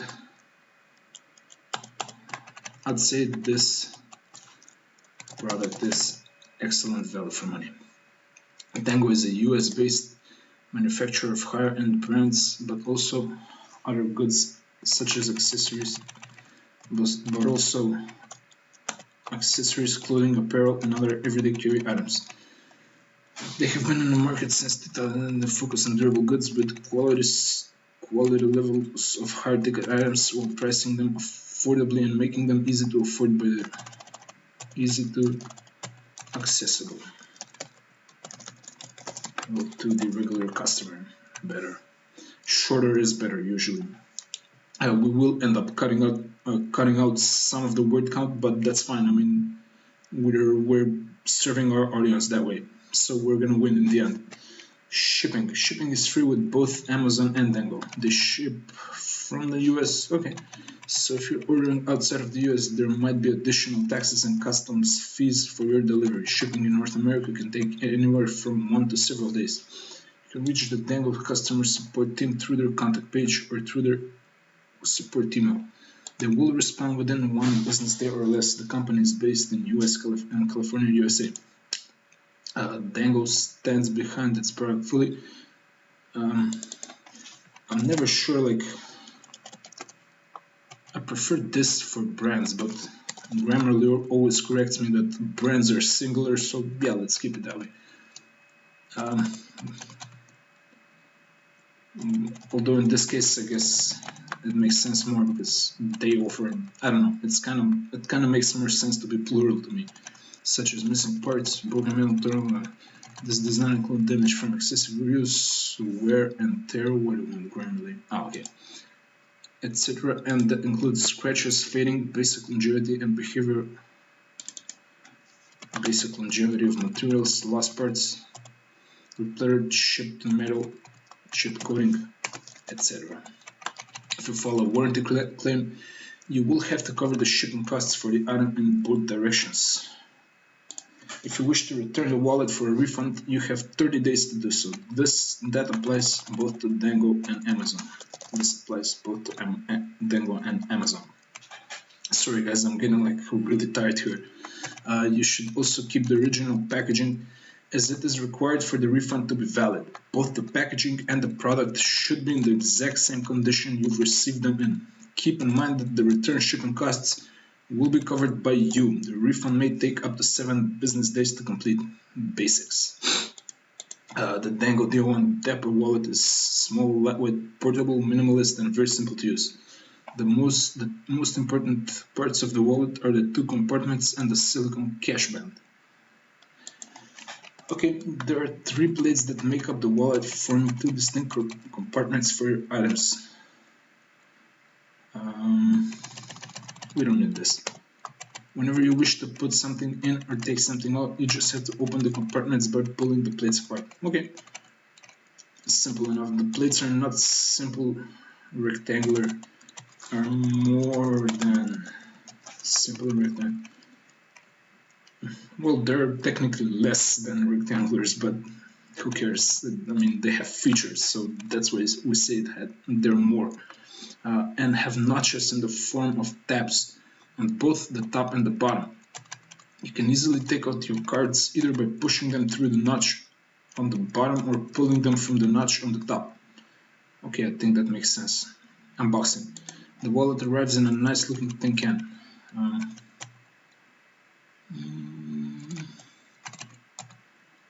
Nice looking. Maybe premium looking is better. Okay. The can is pretty sturdy and damages during shipping are almost unheard of because of it. You can and should save this can, both because you may need it in the case of a refund, but also because you may find other uses for it. The box includes the wallet, the paracord if you've ordered one, and a small user manual with some basic instructions. User manual. Every package comes with a brief illustrated user manual. The manual will not have some secret knowledge or hidden tips on how to use the wallet, and using the wallet itself is pretty straightforward. However, I still recommend quickly checking it out as different versions of the product may differ slightly in how they should be used.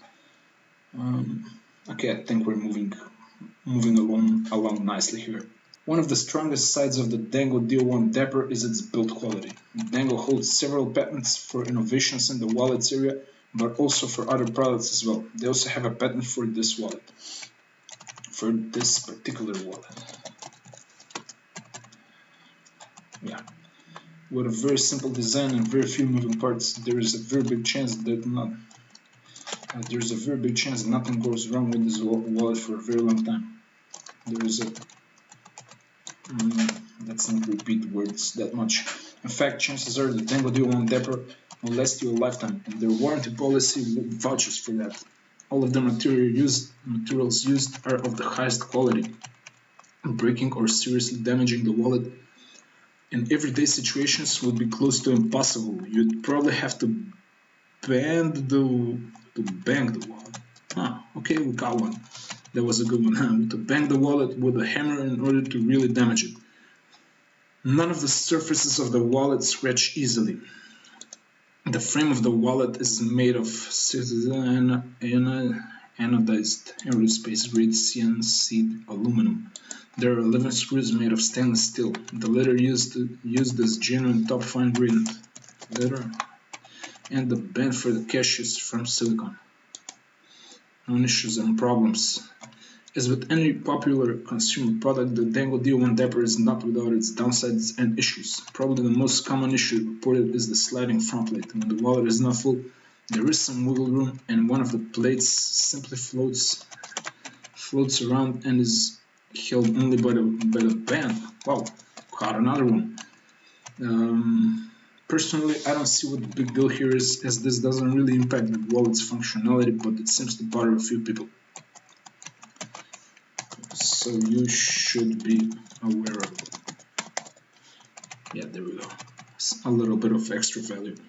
I believe that the biggest potential issue with this product might be the difficulty of putting cards inside of the wallet, especially if you already have 5 or 6 cards in there. The process might take a few seconds, and I would love for it to take just one. And honestly, sounds better. A small issue that can happen occasionally is that the part where the bottle opener is located may get stuck in your clothing or get tangled with other objects in your pocket. Almost nobody has complained about this, but I believe it may be an issue at times. Another smaller issue reported by a handful of owners is the screws being loose. To be fair, this has only been reported by a handful of owners. We get by. Yeah, this is, again, we're cutting out repetition if we can. Out of thousands of reviews, but it's still an annoying issue. In any case, this is a defect that's covered by the warranty. Other rarely reported issues might include pull threads and poor quality overall, although the latter one is truly rare. Finally, you should know that the product has a California Proposition 65 warning, although that's the case for a lot of other similar products, including other wallets. Design.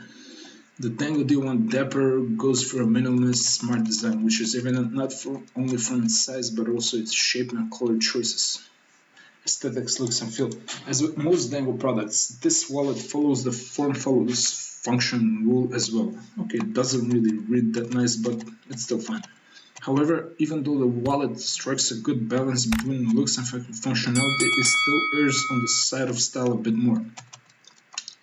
This is definitely not your grandfather's wallet that can carry all of those nickels and dimes and 26 business cards of used car salesmen. What you get with this wallet instead is the ability to make a statement about your style and your view of the world. Okay, that's a bit flashier than I like to write, but I'm gonna leave it in there because it sounds kind of fun. The Dango D01 Dapper comes in a wide variety of default color choices. Okay, we have the colors there.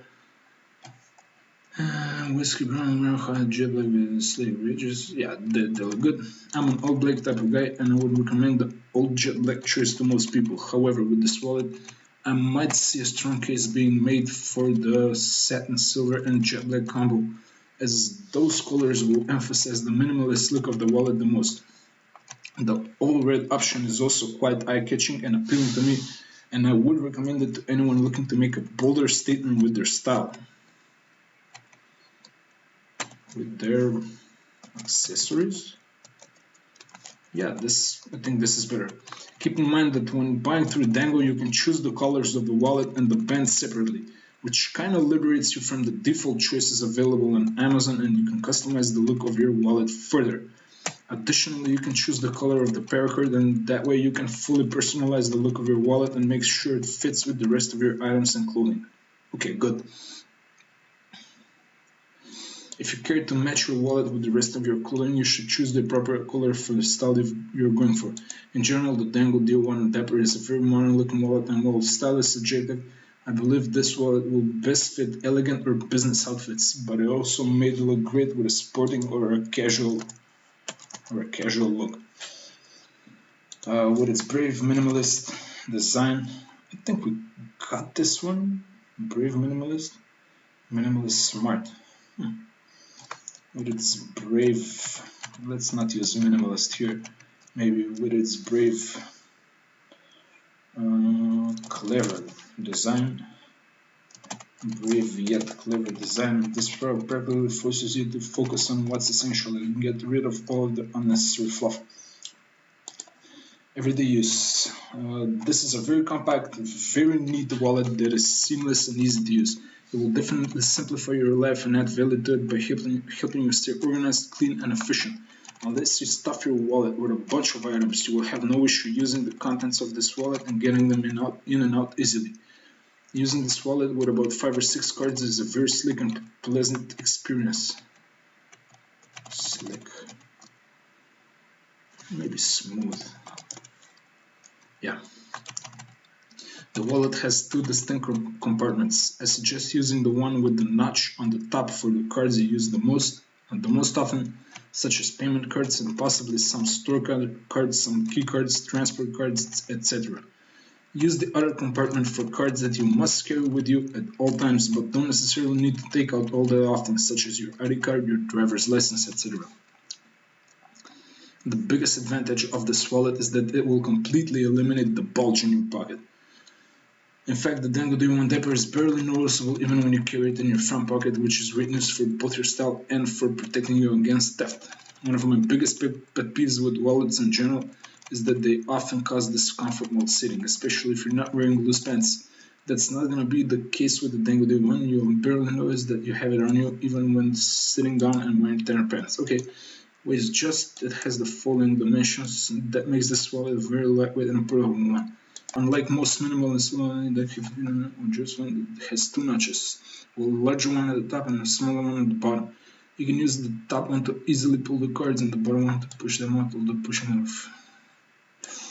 Silicone cash band. The cash band is made from silicone, from high quality, durable silicone, and it is very thick and very tight. Secure hold any number of cash bills. Keep in mind, however, that you probably won't carry. You won't want to carry more than 20 bills if you want to retain the minimalist look and function. The band has been stress tested by thousands of owners worldwide and doesn't break or stretch even after years of usage. In fact, breaking the band would require superhuman efforts. Paracord handle. One of my favorite features about this. Whoa! What am I doing now? Sometimes called the tether. This nifty little addition addresses one of the most common problems with wallets, which is getting them out of your pocket easily. By reaching your side of the pocket, lug it in and pulling it, you will get away no problem very smoothly. Get a reflex for this. Maybe we can make this, break this up a little bit. Okay, the paracord is optional and you will have to buy it additionally. It costs an extra 15, but in my opinion, it's well worth it. It's well worth that sum. It's money well spent. Yeah. A case could be made that you could just use any old rope and put it through the hole for the paracord, but keep in mind that the original paracord has been tested and proven to be very strong and durable, and you will also have a lifetime warranty of it, plus you will get it will get well with the wallet from a style perspective, so it's simply better to buy it in my opinion. The paracord is only available if you buy through the Dango store and not through Amazon. Bottle opener. One of the everyday carry features of this wallet is that it can be used as a bottle opener. Note that the bottle opener on this wallet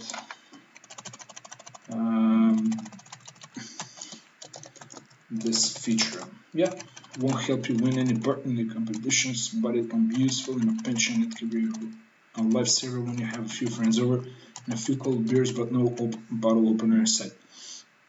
A glass breaker. Probably the most tactical feature of this wallet is the glass breaker edge.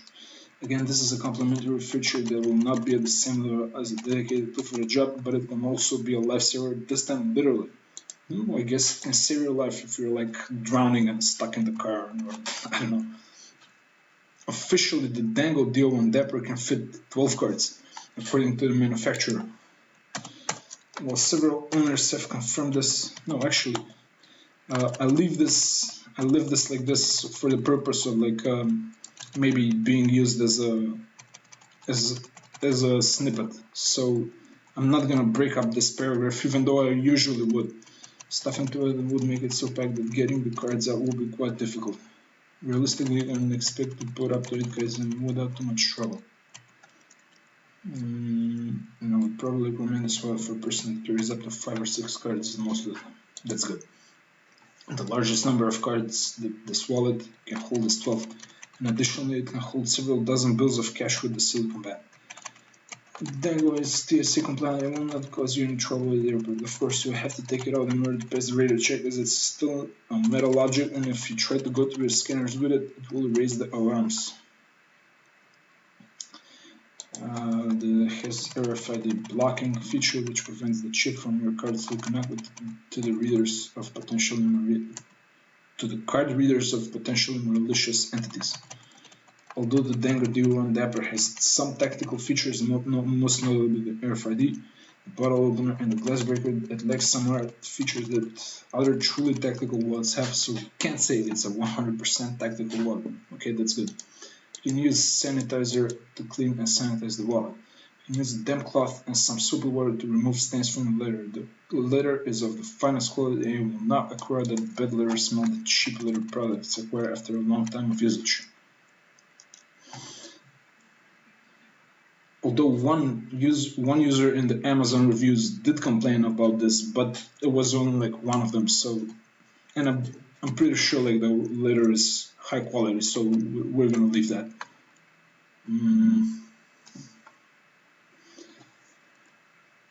The items you place in the wallet are not covered, so in any way.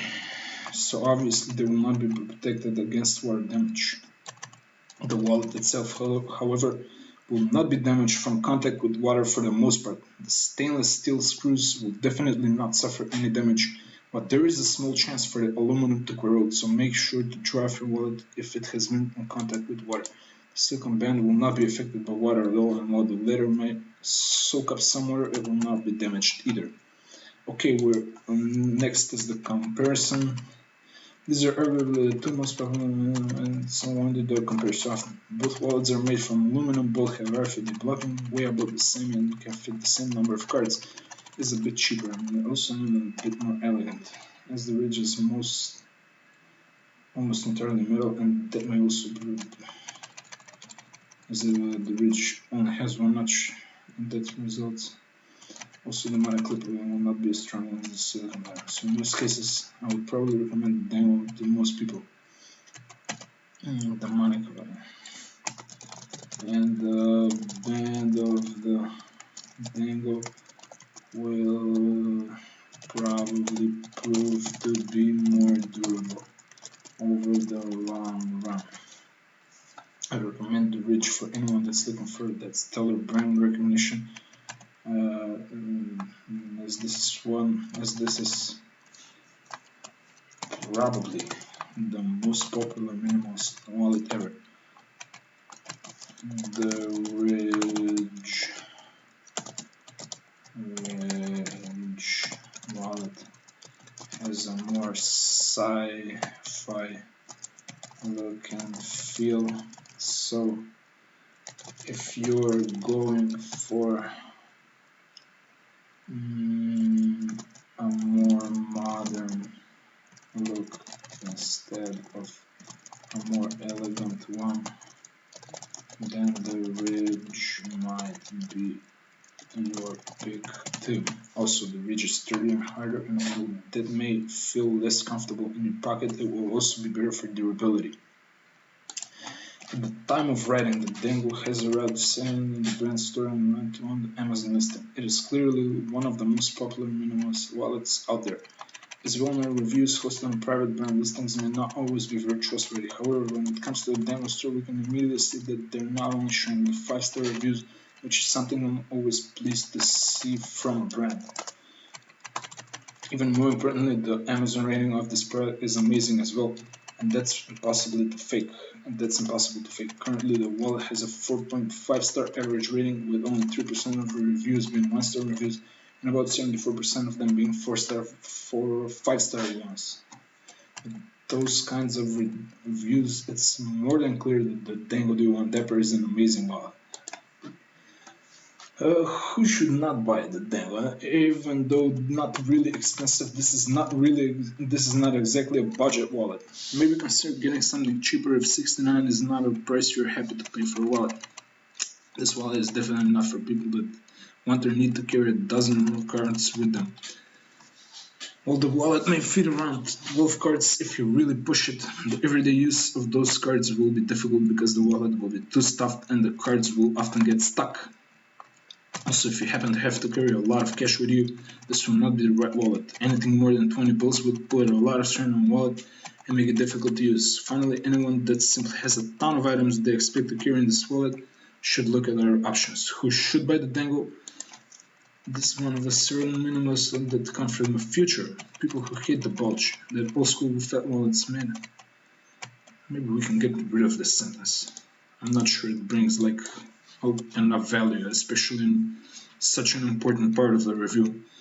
And then we'll find also this is for people that ran the subway or take them, because the wallet is very hard to notice and thieves can charge. And of course, the more I like this, they know that and what they can leave at home will also fall in love with the Dango D01 Dapper. So if any of that sounds sounds appealing to you, check out the Dango on Amazon. And we're done. Editing is done. My least favorite part, even though it's just a few minutes most of the time, is now done. Usually I like to read the article as a whole one more time. I'm gonna save you from that in this case because it's probably just gonna be me reading over it. I think we did like a good job on editing. We probably have either no grammatical errors or like maybe one or two of them, which is not that bad. We're gonna also select the category right now. Let's see if I have like the categories prepared. No, I don't. So let's say like, let's maybe add just one category, call it wallets. I would usually have like subcategories here. Well, actually, let's do that. I'm gonna add maybe like minimalist wallets. It's gonna be a subcategory of wallets. Can I edit this? Yeah, oh, it's good. Okay. Also like tactical wallets under the wallets category. What else? Smart wallets also under the wallets category. So I think this is enough for now. Maybe I'm missing some of these, maybe wallets for men or something like that. Yeah, there we go. And this is pretty good. This is pretty good for starting out. Let's leave it like that for now. We got the category covered. We already did the second paragraph. Craft the title. Okay, I think something like maybe premium minimalist wallet for an affordable price. I think this encapsulates this product rather well. It is like, well, it's probably almost premium, but it feels premium. It has very good quality, so we can say it's premium. It's definitely minimalist, and it's not like overpriced. It's like more affordable than similar other wallets. So this is gonna appeal to the right kinds of people. This is gonna attract like the right audience. I think it's pretty good, especially like when we have to come up with it in 30 seconds. I think from everything we wrote so far, this captures like the essence of the review and of the product itself. So the title is, I think it's pretty good. It has at least some usefulness, maybe not a lot of intrigue, but I think usefulness is often even better than intrigue. Let's see if the permalink got changed. Oh, it stayed the same. Nice. Okay. This is good for the permalink. It's exactly the same as the keyword we're using. The table of contents. So this usually goes here. I've mentioned this several times in a lot of my content. Lucky WP table of contents. Use this. It's a great plugin. I think it doesn't really slow down your website at all, and it does a great job for SEO. So let's see how the table is gonna look. Nice. Okay, so yeah, there we go. These are all of the headers here. Nice. I like this.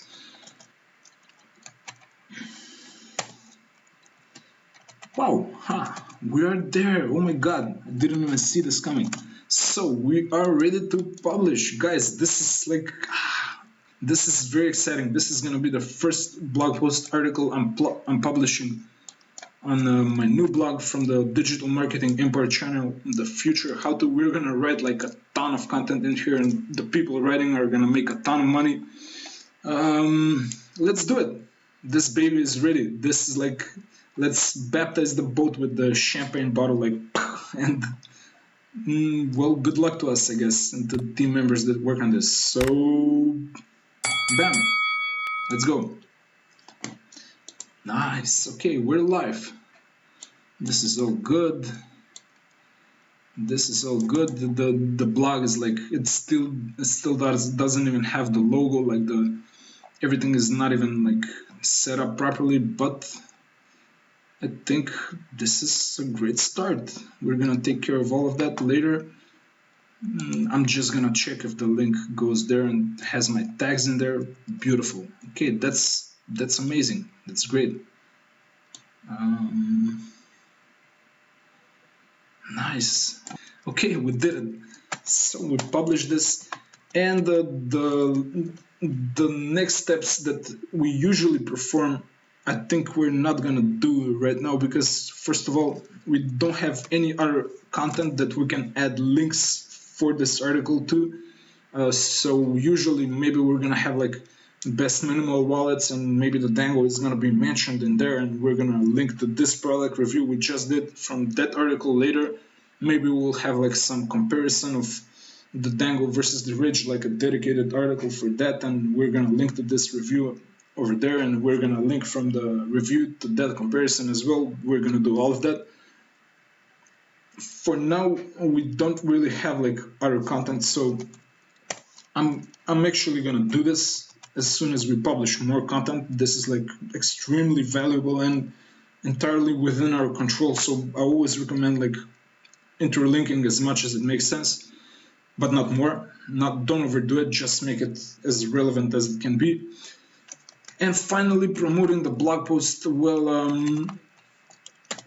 we're not gonna do that now as well because that's like a separate process. I have a really simple, really like nice process that, I mean, it doesn't really do any wonders, but over time the effects like compound and they really build up. We basically like promote, we do a little bit of outreach if possible. We promote it on forums, on social media, maybe like some Web 2.0 like Reddit, stuff like that. Quora, I like answering questions related to everything in the niche, and maybe I can even sneak out like some product reviews here and there if it makes sense for some questions. If we got an email list, we're probably gonna blast this to the email list as well. Currently, we have nothing because we just started out the site. But over time, we're gonna get our email subscribers, and when we have like new reviews like this, sometimes we're gonna promote this new review just so that it starts getting a little bit of traffic. And I think that's like mostly how we promote this. But for now, we're not gonna do that because that's, as I said, that's another process that I'm gonna show in another video. And that does it. That concludes our blog post writing process. We're done with the first blog post. Guys, this is live. Like we're going. This is started right now. This blog is part of the Digital Marketing Empire team. In case you're not familiar with that, check the link in the description because it's a project that we're just starting to roll out. It has been like really an incredible journey for me and for my team members so far.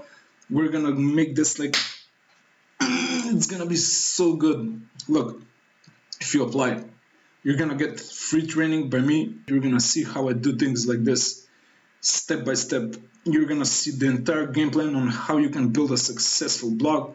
You are gonna have to commit to work with us a little bit. You cannot just like access the training and then like leave because, well, that's not gonna work for me as well. But if you go through the training, if you sign the contract, you will start working with us. You will get free training from me, 10 articles. You will get the chance to write 10 articles and we will edit them together. I will show you how to make them profitable. By the end of 10 days, I always want to say promise you. I cannot promise anything. Nobody can promise you anything. But I can almost promise you that you're going to be like an excellent blogger.